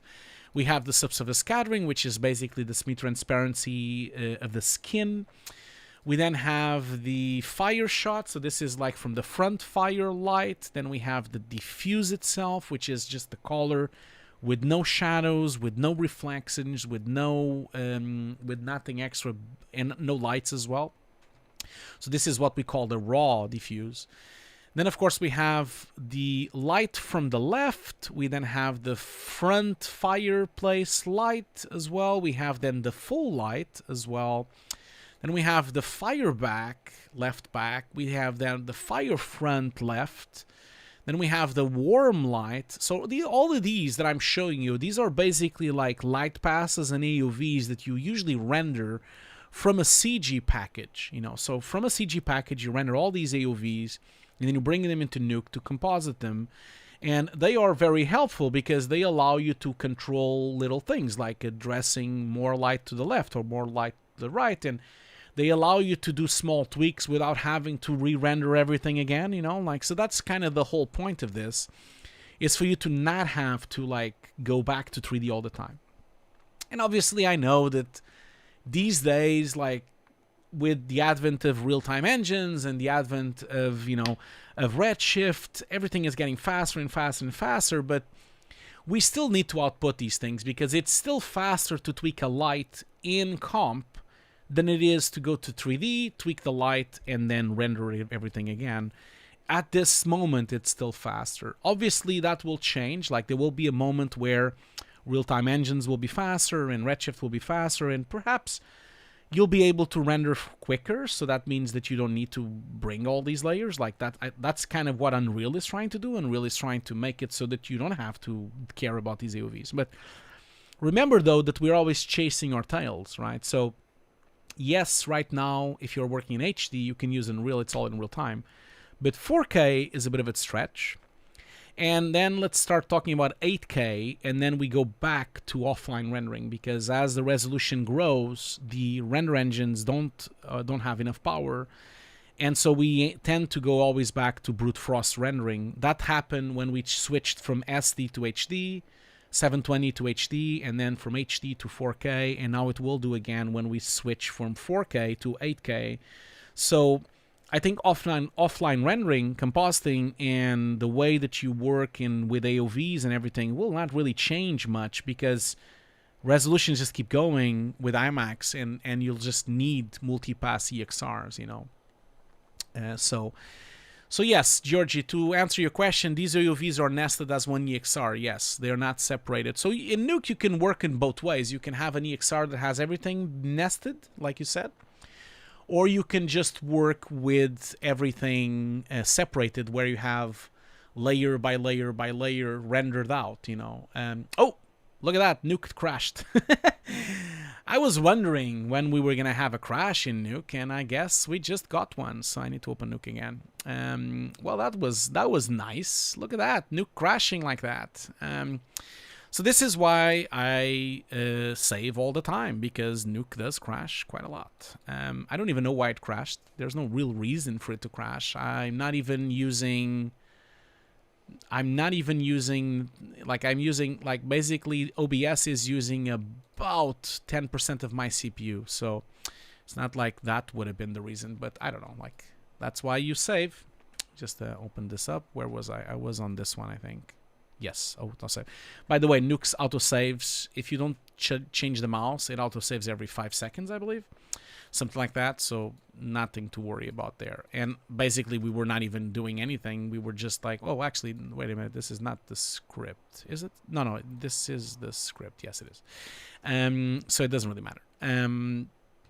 As I was saying, so yeah, like we were having like a big discussion about like because people ask me all the time, oh, what about Redshift? Is it going to change things? Is it going to make it different? Well, not really. Like Unreal and Redshift are really cool, and especially Unreal is really cool, but Unreal still can't really make a proper 32-bit float or 16-bit float render with high quality dynamic range, and you can still, it's still a bit of a hoop to do ACES rendering. Obviously, this might change in the future, so if you're listening to this in the future, never mind what I've said. But at the moment, it's even rich people's Nuke crash. Of course, like it doesn't matter which machine you're using. It doesn't matter how powerful the machine is. Nuke crashes all the time. It does, but that's normal. Like every application crash, and the only thing you do is you open it up again. I don't care about a machine crashing. I don't really care about Nuke crashing. I feel like when you're dealing with something that is so high-end, it's like a Formula 1 car. Think about it. Like, I always give people this comparison. You know, if you look at Formula 1 is the fastest car in the world, right? But it's so fragile, you know, like, so anything can break it, and then it just stops working. So I feel like it's kind of the same thing, you know, like I feel like Nuke is a bit like that. It's like a Formula 1 car. It's so advanced, and it's pushing the pixels so much in 2D that it kind of drops out.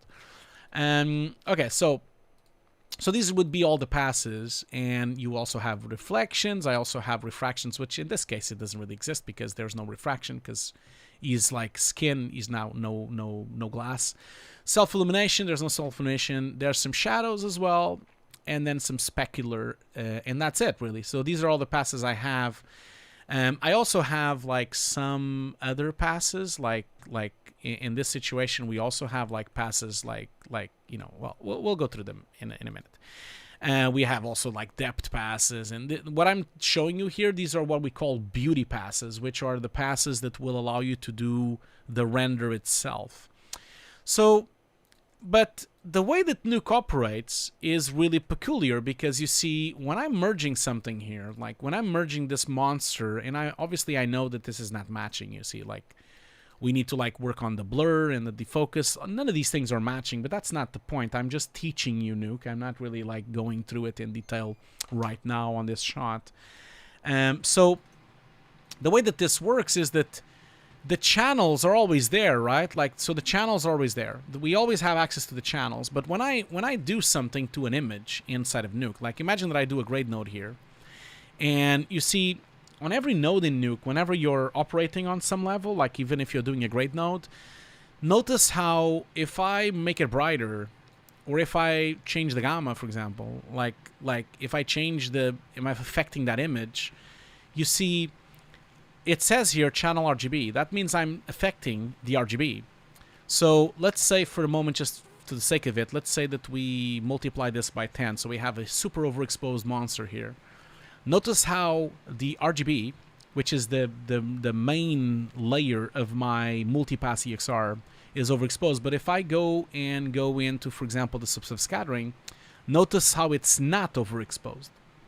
And the reason for that is because an EXR, an EXR does not, has the multipass. It has all the layers, but those layers are not being affected by the mainstream. Think of it like, imagine you have several pipes of plumbing, and we're only affecting the plumbing, one of the pipes. We're only affecting the pipe that has the RGB. We're not affecting the pipe that has the substantive scattering. Obviously, I can change that. I can do the grade node, and I can tell the grade node, okay, you should affect everything. That's fine. And now it's affecting all my channels, including the GI, including the diffuse, including the beauty, including everything. Or I can just tell them to just affect one specific channel. But here's the kicker here, and that's why this becomes confusing. Just notice here, for example, when I'm looking here, I'm looking at this read node. And then I look at the grade node that affects the substantive scattering. When I look at that grade node, notice how the substantive scattering did not get brighter. It did not get better. It did not become better.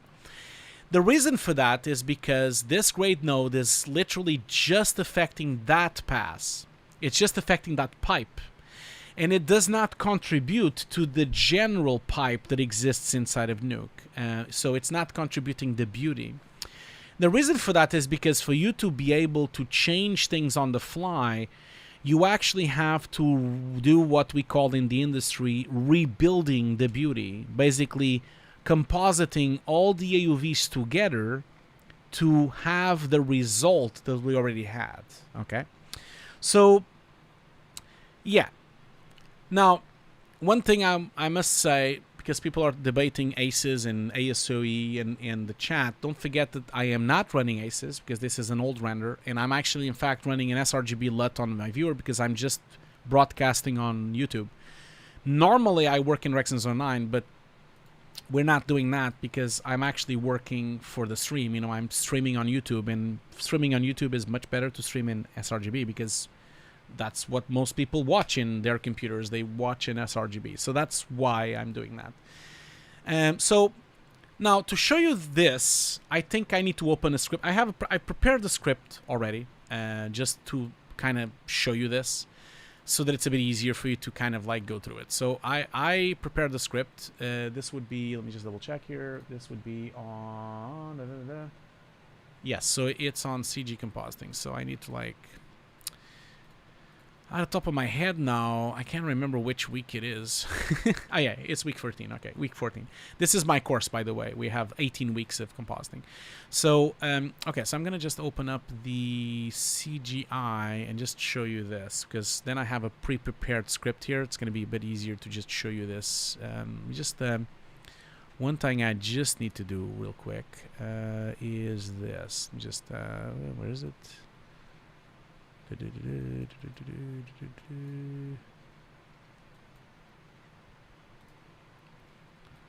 Okay, just a second. I'm gonna use this one, I think, because it's closer. It's like a V-Ray render. These are all projects from the course, but it doesn't really matter. And I'll go through this in a minute by hand. Okay, don't worry. We will go through it in a minute. I can't. I have a question on the chat here, which is really loaded. What's the difference between sRGB and Rexon 09? Well, the difference is not much. Tell you that sRGB and Rexon 09 are almost the same, but the difference is because Rexon 09 is the curve, the LUT that is for delivery for TV and commercials and broadcast, and sRGB is if you want to deliver for the web. That's because most monitors are set to sRGB when you're viewing a desktop, but a TV is set to Rexon 09, so they have slightly different gamma levels and slightly different color variants They're very similar, very, very similar, to a fact that if you put them side by side, they look exactly the same, like sRGB versus rec. I'm just going to show you real quick here the curve, and if you look at, let's see a good image to show you this. I just want a simple one. I want a very complex one. There you go. No, that's only sRGB. I might not find one that has everything. It's going to be a bit tricky to show. Oh yeah, here you go. Maybe this one will... Ah, this is a video. Okay. Oh yeah, maybe this will be enough to show here. So, now it's a bit messy here, but sRGB is the blue one, and Rec 9 is the pink one. And notice, like, this is the spectrum of light, the visible light, okay? And so, sRGB... only can see the light inside this pyramid here. So any value outside this pyramid is not possible to be viewed by sRGB, because sRGB is really limited. It's not really good in terms of color space. And so that means that, for example, this type of green is not possible. But notice how pink is Rec 9 and blue is sRGB. Notice how it's almost the same. So Rec 9 has just a little bit more darks, has just a little bit less blues, and so it's just like a little offsetted by sRGB, but it's almost the same. But compared to, for example, DCP, which is DCP is like what we see on the cinema, which is the blue one, which has a huge range of color, and of course compared to Rec 9, which is the big pink purple one going out here, which almost covers the entire spectrum of light. So Rec 9 is a much larger color space that allows you to cover much more light. But really going off topic now, this is like much more advanced than what we are going through here. So yeah, these are different standards. I am sorry if I'm like, I'm hoping I'm not confusing anyone. You know, you do have to understand, we've been going for 4 hours, okay? I am a bit tired, I must say. We still have 2 hours to go, but I will let you know that a secret. When I first thought about this, doing a stream to celebrate the 6 hours for 6 hours, like celebrate the 6 years for 6 hours, I made a bit of a mistake. I think 6 hours is way too much. I'm not sure I'm able to kind of like do 6 hours really focus, and that's why I'm losing a bit of gas. But I do apologize for that if I'm being confusing. I hope I'm not. Like, yes, I meant Rec 2020. Sorry, not Rec 79. I meant 2020. So I hope I'm still. Are you guys still following me? I really hope someone is still following me. I am sorry if it's getting a bit dabbly, and if it's getting a bit confusing. Like I said, it's tough to talk for like 6 hours in a row trying to teach something. So I hope you guys are still here. Like, I hope you're still fine. Still have like, yeah, okay. That's good. That's good to know. I'm hoping I'm not like confusing people too much, because I know that coffee, and I've had a coffee on my break. I did. I had a coffee, but I can't have too many coffees. I won't do 12 hours, no. No way is a... Yeah, okay, people are still fine. No, Josh, I actually have an idea for the 24, you know, like even when I do like 12 years, for example, I have a really good idea for that. I'm going to call, you know, maybe Alan, maybe call CG Rockstar from Sagel, maybe call Josh Sparks, and maybe call like a bunch of YouTubers. And my idea would be to celebrate that. Maybe we can do like a train stream, you know, like basically we do streams after another. So imagine like I do 3 hours, and then I give the baton to Alan, and then Alan does 3 hours, and then Alan gives the baton to Sagel, and then Sagel does 3 hours, and then after those 3 hours, then maybe it gives the baton to Josh, and then Josh maybe gives the baton back to me. So imagine if we would do like 24 hours of streaming, just keep going like a train. We never stop. We just keep going. I think I thought that would be amazing, right? Like that would be an awesome. Imagine that, like 48-hour stream with like 10 streamers, you know. I thought that would be cool. I really want to do that. So I hope people can kind of like go for that. But we're gonna do a break soon. I do need a break. I think I do need a break to kind of like like get maybe a coffee or something. But before I do the break, I'm just gonna like wrap up this what I was trying to talk. So I'll explain this by hand, don't worry. But just like I said here, you see, this is another render that also is similar to the one I was showing you. Like, this is actually from a project I did years ago for a game.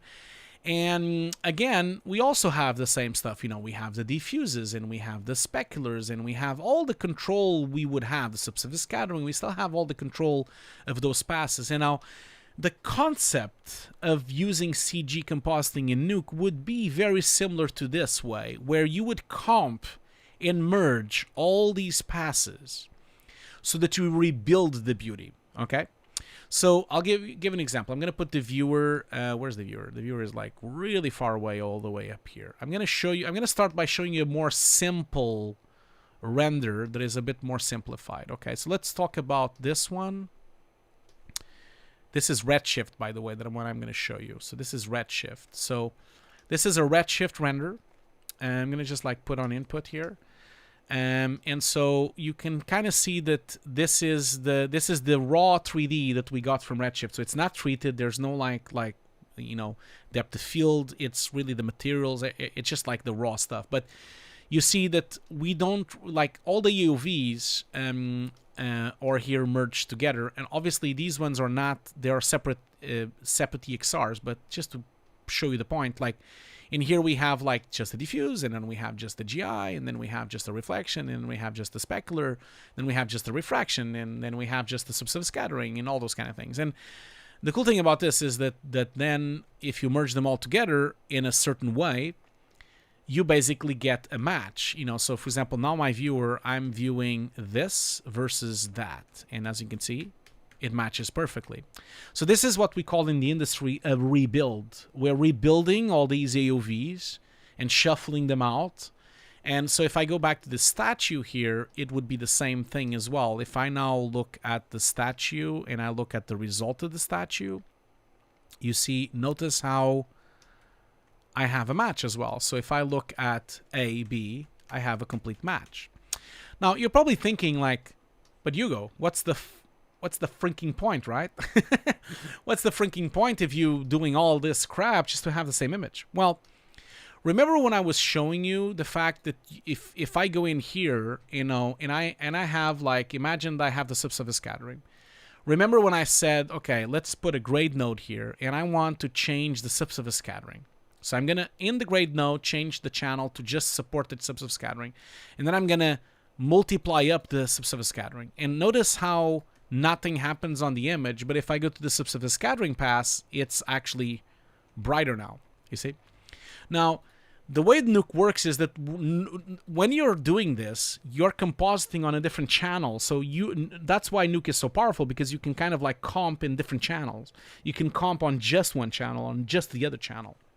And so a lot of times we do a rebuild because we want to tweak something. So what's the point of this? Well, I'll show you what you can do with something like this.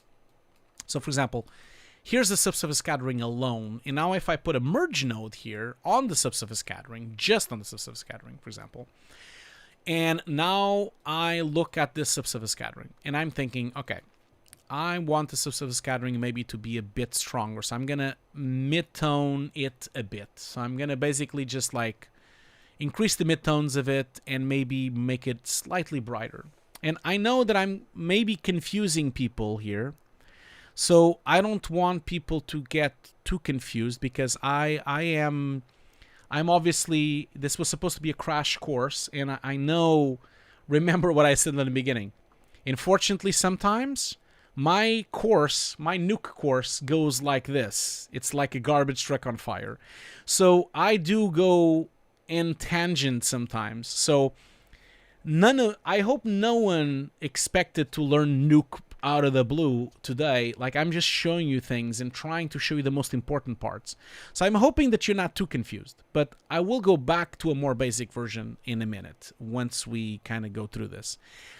So you see, on this grade node, I'm basically bringing the subsurface scattering up. And so now if I look at the result of this, you know, so let's say that we look at the original, that's the original, and now I put my viewer on the result of that comp. So notice now how my subsurface scattering is brighter because I've tweaked it. But notice how the reflections are not and nothing else is. And to a fact that I actually, now because I have separated everything, I can actually like tweak things to a really granular level. So let's say that on the subsurface scattering, I open that up. And let's say that we want to remove the subsurface scattering. So now there is no subsurface scattering. So notice how I'm actually now tweaking at a shader level. So now I've removed the subsurface scattering completely, or I increased the subsurface scattering. And now this is, look at this, for example. That's, well, I'm going to go to the first frame here. Look at this part here. So if I remove it, and now it gets semi-transparent because I'm applying the subsurface scattering in and out. It's like a system. It becomes like a pipeline, you know. It's kind of like that, really. The same goes for, like, for example, lights. Like, imagine that, you know, if I look at my, let's see here, my reflections, for example. So if I put a grade node here and I decide to remove my reflections, for example. So if I put a grade node here and I now remove all my reflections, well, actually, I think these are all from the specular, probably. Yeah, I think that's right. That's right, because all the reflections are existing here. There we go. So sorry, I should have done that there. So if I go to my speculars here and I look at the result, so if I now go into the original and the new one, notice how I now have the way to actually remove reflections. So you see, I'm tweaking because I've made a system where I'm basically having layer by layer by layer. It's very easy for me to just basically remove completely one reflection or put back the reflection. You see what I mean? And in fact, I can even bring the reflection up. So this is why it becomes so pivotal for you to, in film, use multi-pass EXRs so that you can actually tweak just the reflection or just the light or the scattering or just a certain element or a certain part of the script, you know? And I guess you've seen this before on my streams and on my YouTube channel, and I do have a few videos like this, but I just wanted to kind of go through it to the basics. And what I'm going to do now after the break is I'm going to comp and shuffle one of these multi-pass EXRs by hand so that you can kind of see how it works, okay? So yeah, so the reason for Red Stallion is asking me why is it still sRGB. That's because I'm doing something which I call a shuffle, and we're going to go through this in a minute. But you see, a shuffle is a way for you to shuffle a specific layer into the RGB level. So I'm basically moving that layer from one channel into the other channel. That's what I'm doing here. And that's what I want to do by hand. You know, that's why I wanted to do it like manually so that you can see it. And that's what we're going to do next. Okay. But in the meantime, we're going to do another break. You know, whoever came up with Multipass EXR really did the directors a favor. Yes, they did. Maybe they were a director. Maybe they were directors. Okay, so we're going to do another break because I do need a coffee. I do need a bit of a break. It has been a long stream. We're still going to go for at least another 2 hours and a half. So at least for another 2 hours. So we've been going for 4 hours now. So, because I made a promise of doing 6 hours, so I will do 6 hours and I will do 6 giveaways. We've done 3 so far. So we're going to do a 10-minute break. I want you all to go and stretch your legs. I want you all to go and get some water. I want you all to go and look at something else and not the screen. I'll be back in 10 minutes, okay? In 10 minutes from now, we are going to do a giveaway, and again, the fourth giveaway. And then we are going to comp an EXR shot by hand, like layer by layer, shuffle by shuffle. And then we're going to answer some questions as well, and then we continue. I still want, before we leave today, I still want to talk about pre-multiplication a little bit. Still want to talk about a little bit about the grading as well, if I have the time. Now, I'm already kind of considering that because BenQ has been so kind to support my channel so much, I'm kind of thinking that maybe I'll do this again in 2 weeks from now. What do you guys say about that? Would you like me to continue wherever I left off here today? Should I continue again in 2 weeks or something?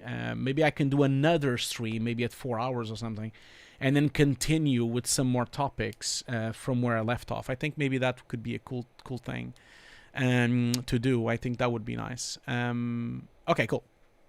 I'm going to do a break, 10 minutes. Don't go anywhere. I'll be right back, okay? See you very soon.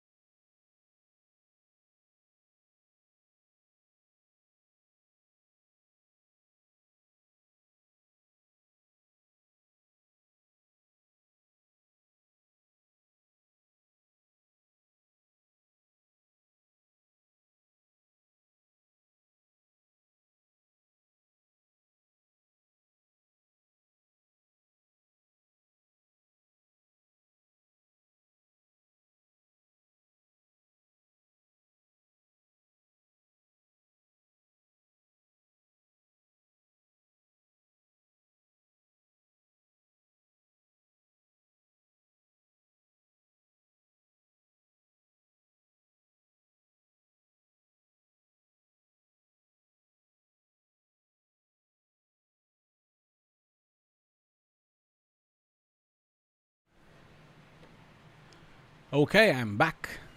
I'm back. I'm back. I'm back. I am back. Sorry for the delay. So, oh my God, we've been running for 4 hours and 20 minutes. That's just unbelievable. So I brought something before we do the giveaway. I need to celebrate this to you guys. I'll be honest to all you guys. Like, this was a mistake. I am so tired. I am so tired. You guys don't even imagine. I have a headache the size of a ball.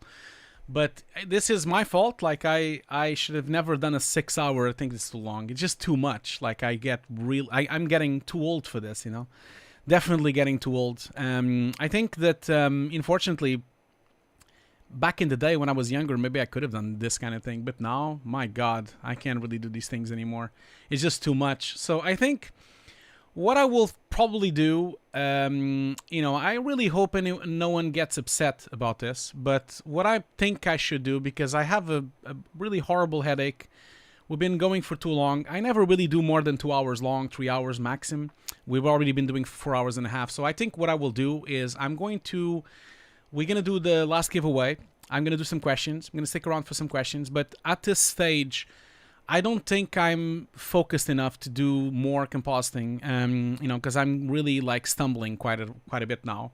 So I think that, you know, someone is asking me, I'm going to be 43 this year, in next month. So I'm going to be 43, and this has been 22 years of compositing. So I'm kind of like becoming very tired. I'll be very honest. Like, I'm sure that people probably on the audience know these kind of things as well. But I really had a huge breakdown when I left the mill. You know, like I really burned out. Really, I was like a month with headaches and with blurry vision and everything. Ever since that happened, this was like 5 years ago, I've never again managed to concentrate more than like 4 hours. Like, it's been a struggle for me to work very long amount of hours fully focused. And it's so difficult to stream live, talk with people, do compositing, still handle the bandwidth, still handle the side of YouTube and Discord. It's just too much. And I'm just getting too tired. So I unfortunately, you know, I'm going to wrap it up. So we're going to do the last giveaway. And I promise you this, next week we'll do the rest. So I'm going to continue exactly where I left off. So basically what we were doing here, which we were rebuilding the AOVs and talking about the AOVs. And I still kind of want to work, I still want to kind of talk about the pre-multiplication and grading. So exactly 1 week from now, next Wednesday, we'll continue. We'll continue for another 4 hours. And most likely, we'll just continue on YouTube like we've done now. I think that will be the best and easiest way. So I think that will be the way I will do. And I am really sorry. You know, I'm really sorry that I didn't do the 6 hours that I said I was going to do. But that's just too much. I'm too old for this. When I was young, I could do like 12 hours, 20 hours, no problem. But ever since I had the burnout and ever since I've been really tired from all all the massive amount of work that I did when I was at the mill, I've been really having struggles with concentration, struggles to do something that long. So let's do a few questions. Let's do the giveaway, and then I'll be back next week. So that means we'll do the last giveaway, which will be the 4th giveaway today, and then we'll have 2 more giveaways for next week. But I do have a surprise. I do have a cake. So before we do the giveaway, and I'm going to do some questions, here's the cake. So there's the cake. Look at that. I'm going to turn on the lights a bit more so you guys can see a bit better. I'm going to just switch on the lights. Look at that. 6 years. Anna bought me that. That's cool. Thank you so much, my love. And there you go. Like, there's a 6. Like, there's a little 6 here. I also have like a really, really cool little bottle of champagne here to celebrate. Look at that. Look at that cutie. Look at that cute thing. It's so cool, right? It's so cool. Just look at this. Oh my god, oh my god, oh my god, it's so cool. So what we'll do is, like, we're gonna celebrate the 6 years anniversary now, and then I'll do some giveaways, and then I'll do the questions, okay? And then we're gonna wrap it up. So unfortunately, we won't do the 6 hours. We are now at 4 hours and a half. So I guess it will be like kind of 5 hours or something. So, but yeah, thank you so much. And I'm sorry I can't give you cake, but I do have to take a picture of this, I guess, because oh my God, this is beautiful. It is beautiful. I need to take a picture of this because this is just gorgeous here with the cake. And I'm gonna do a 360 as well because why not, right? So, and I'm gonna like basically turn this on, I guess. Let's just do this. So, there you go. Yeah, we have light. We have liftoff, and I'm gonna take a picture. So we have the light here. I'm gonna switch on the fan here. Look at that. There's like 6 here. We are up and running. I'm gonna take a photo of it right here on the stream with everyone. And obviously you can't be here with me, but you know, we are all here together.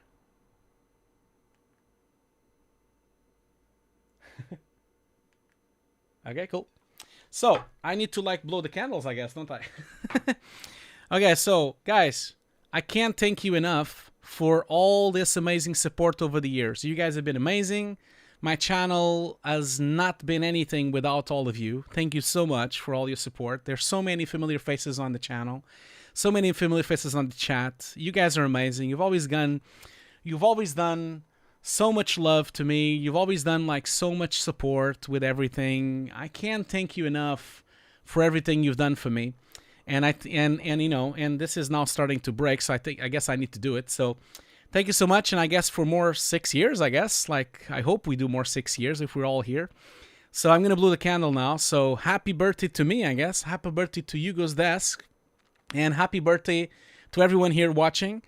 Congratulations for everything, and I hope you guys all have a fantastic time. I'm gonna blow it now, so before it's too late. So happy birthday, Hugo's desk. There you go.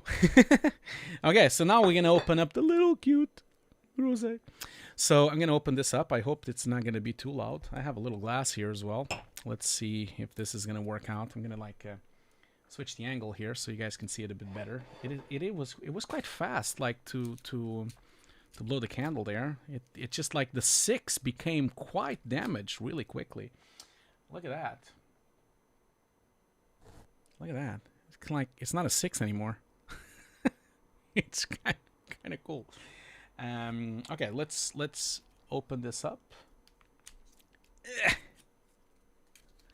I know the candle is like really blown out. I know. So, oh man, this is so cute. Oh, it's not like it's okay. It's not a real. I thought it was a real thing to open, but I guess it's like this. So, it's not gonna do boom. That's fine. That's not a problem. So, let's just do this. Okay, cool. So, everyone, thank you so much for everything. 6 years, and I guess 2 more 6 years. Can't believe we're still here. Thank you so much, Michael Leutaler, for the donation. Much appreciated, man. Much appreciated. Thank you so much. You guys are the best. So many support. So many support that you guys have been giving me. Thank you so much. So I'm going to drink to all of you and many more streams and many more tutorials and many more podcasts as well.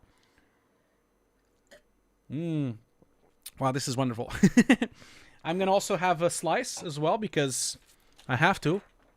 So, unfortunately, you guys don't get a slice, but, you know, I'll get a slice. I'll have a slice with Anna in a second. So let's have a slice here. I'm hoping it's good. At least it looks good. I should have brought a napkin. That was stupid of me. So I'm going to have a slice here. That is amazing. That's actually amazing. Oh, I do have a napkin here. Anna thought of everything.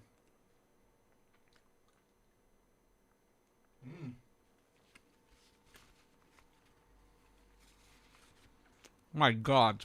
This is really good. I even bite my tongue. Oh well. Here's the cake. Sliced and everything. Okay, so I have to have more of this drink because this is pretty cool. It's actually really good, the rosé. So yeah. Cheers, guys. Guys and girls. Cheers to everyone. Okay, so let's do the last giveaway. And while we do this, I'm just going to put the cake a bit more to that side. While we do this, I am going to... I'm actually going to... I hope I don't drop this. It's quite dangerous to have this here, isn't it? Like, you know, I'm always very careful to have, like, these kind of things going around here. Because it's quite dangerous. But we'll see. Okay, so there is a lot of questions. Like, a lot of questions. So I'm going to do my best to answer some of them. And we're going to do the last giveaway for today, okay? So remember that I'm going to be back next week. Because if someone just arrived on the stream, as you know, I'm not getting any younger. I'm not feeling too good anymore, so I think my limit is 3 hours, to be fully focused, like you really need to be quite focused, to do this many hours. And this was just stupid of me. What I should have done, instead of doing a 6-hour stream, I should have done 6 streams of 1 hour or something like that, to celebrate the 6th anniversary. I should have done 6 streams. So the maximum I can ever do is 3 hours. I've noticed that after 3 hours, my headache starts to go, and I start having blurry visions. This is a cautionary tale to everyone here. Obviously, you guys know that I'm only having these problems now of concentration, of blurry vision, of headaches, because I've worked too much, So everyone that is here, please rest more. Please don't work too much. Please get away from late nights. Please sleep more. Because then the price you pay is what's happened to me. I can't really work more than 4 hours in a row fully focused. I burned out. I have a lot of problems of concentrating for this amount of time. So, and I used to be like a machine. I used to be able to do 15 hours, 16 hours, 20 hours in a row. So it's a cautionary tale to everyone, So keep that in mind as well. Okay. Before we do the giveaway, I see that the link is on the chat, so we'll do the last giveaway of today. We'll do 2 more giveaways next week to celebrate. Doesn't really matter. We can celebrate next week as well. I'm going to go all the way up to the questions, because I'm going to do a few questions now. There's so many questions. Jesus. I think I'm going to do some, and then I'll come back to them next week. Okay, let's see here. Okay. Manny Moore is asking, out of curiosity, why use DPX and not EXR? So the reason for that, Manny, is because DPX used to be the default standard at the mill. We don't do that anymore. Now it's EXR. But when I was there, when I started, it was DPX. That's why. So the grading, the company would convert everything to DPX when it was footage. That was coming from the grading department. The original Dave asks, have you used ACES, Color Space, or does that not really matter for your work? No, I have used ACES a few times. I only use ACES now, so all the new projects I do in ACES. I've started using ACES Color Space about 2 years ago. Never went back. It's the best way of doing it. Nicholas asks, may I ask, please, what hard drives you need in order to rub high-resolution footage 8K smoothly in Nuke? Another question, when is possible, how much storage? Okay, so for you to kind of scrub that kind of level of footage in 8K, what I have, I'll show you what I bought. And I need to do a review of this, actually. Let me just see here, High Point. I'll show you, Nicholas, what I'm using. I'll put it in a second, don't worry. I'll put it on the screen. So here we go. So that's on the screen. So what I use on my machine is this. I use an iPoint SSD 7140. So that's the one I use, Nicholas. So this allows you to have, basically, you can have 4 of these blades. 8. You can have 8 NVMe RAIDs inside this card. It works on PC, Linux, on Mac. I have it on my Mac. And you can roughly get about 14 gigabytes a second of bandwidth. It's not really true. It doesn't really go this fast. And in fact, when you see, because it can do a RAID 0 controlled with 8 blades, that's what I have on my machine. I have this on my machine. And this is exactly the card I have on my Mac Pro. It's this one.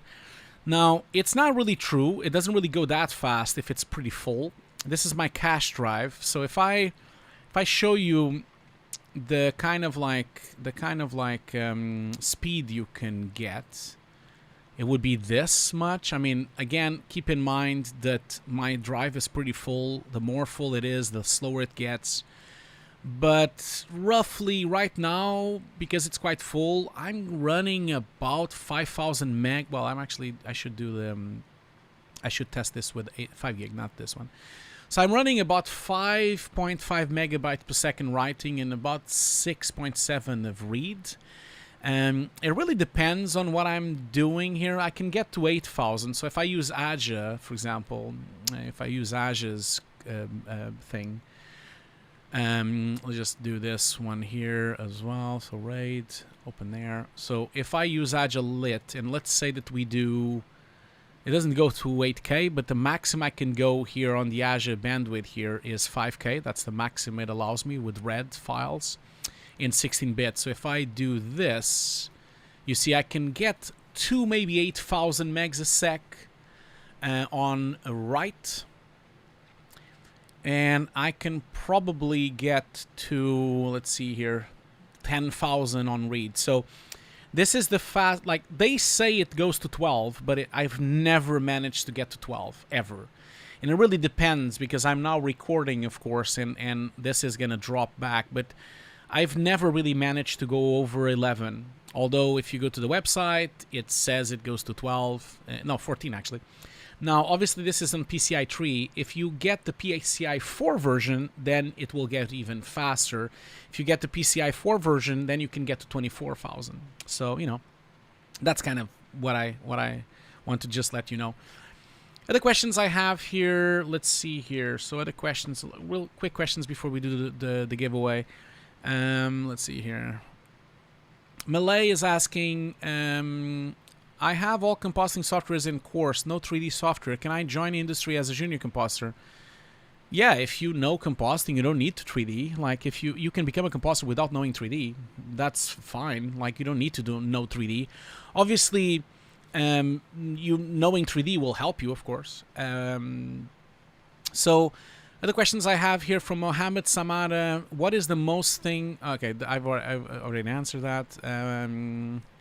What's an f-stop? So W Nazgol is asking, what is an f-stop? An f-stop is a measurement of exposure. Usually you have that on cameras. So if you use a manual camera, you have an f-stop on the machine, on the camera, and the f-stop is related to the lens of the camera. And so the f-stop relates to how much light goes in or comes out through the lens. So if I put here f-stop,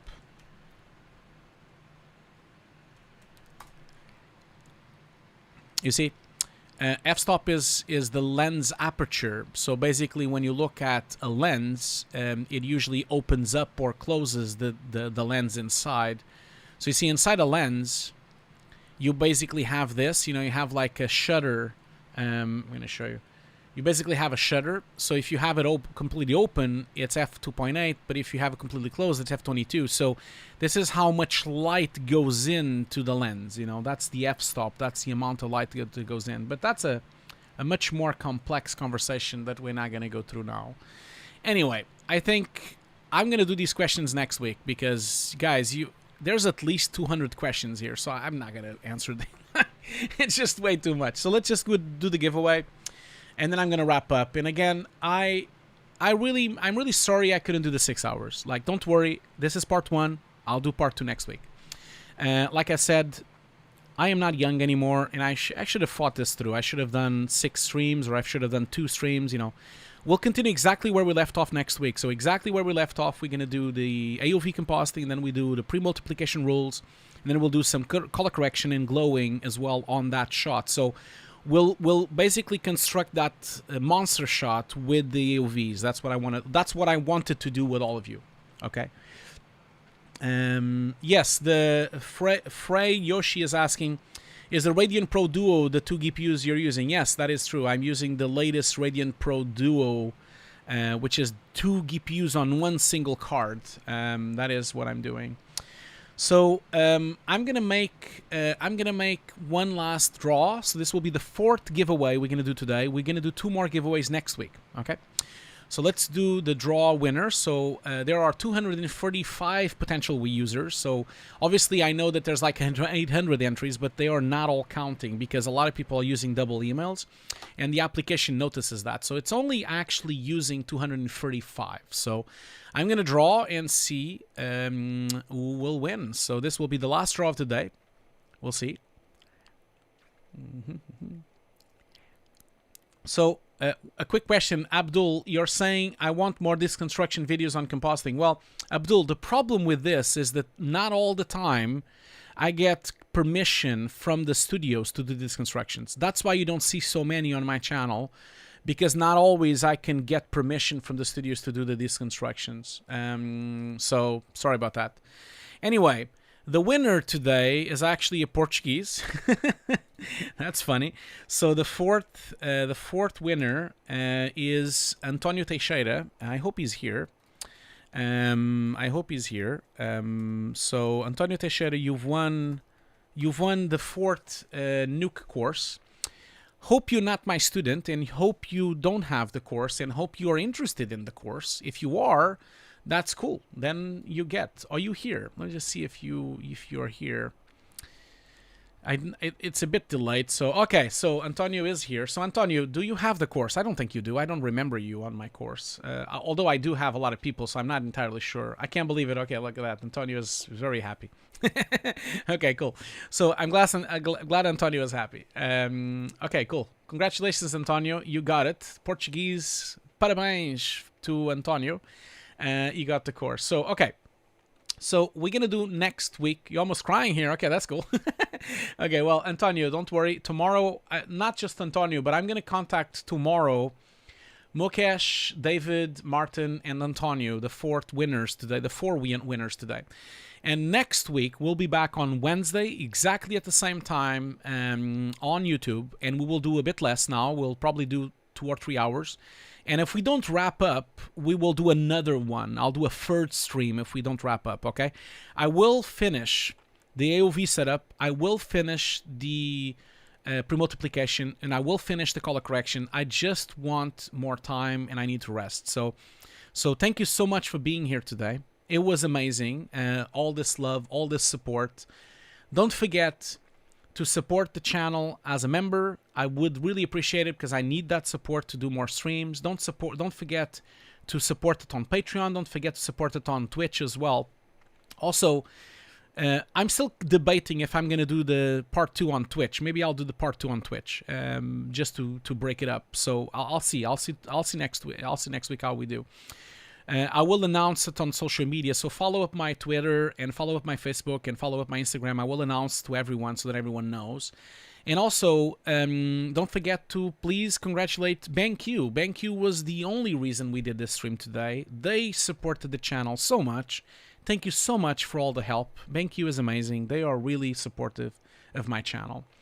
So, guys, I am sorry we couldn't do the 6 hours. This is just too much for me. I am just with a huge headache. I'm gonna go and rest a bit. So thank you so much for everything. At some point I will publish this video, but not just yet, but it will be published soon. So guys, I hope you guys learned something today. I hope it was beneficial for everyone. So I'll see you all later on. So goodbye everyone. I can't rate anyone because this is not Twitch, so I'll just say goodbye. Thank you so much for everyone, and I'll see you all next week, okay? Have a great day, have a great weekend, and yeah, thanks for everyone, guys.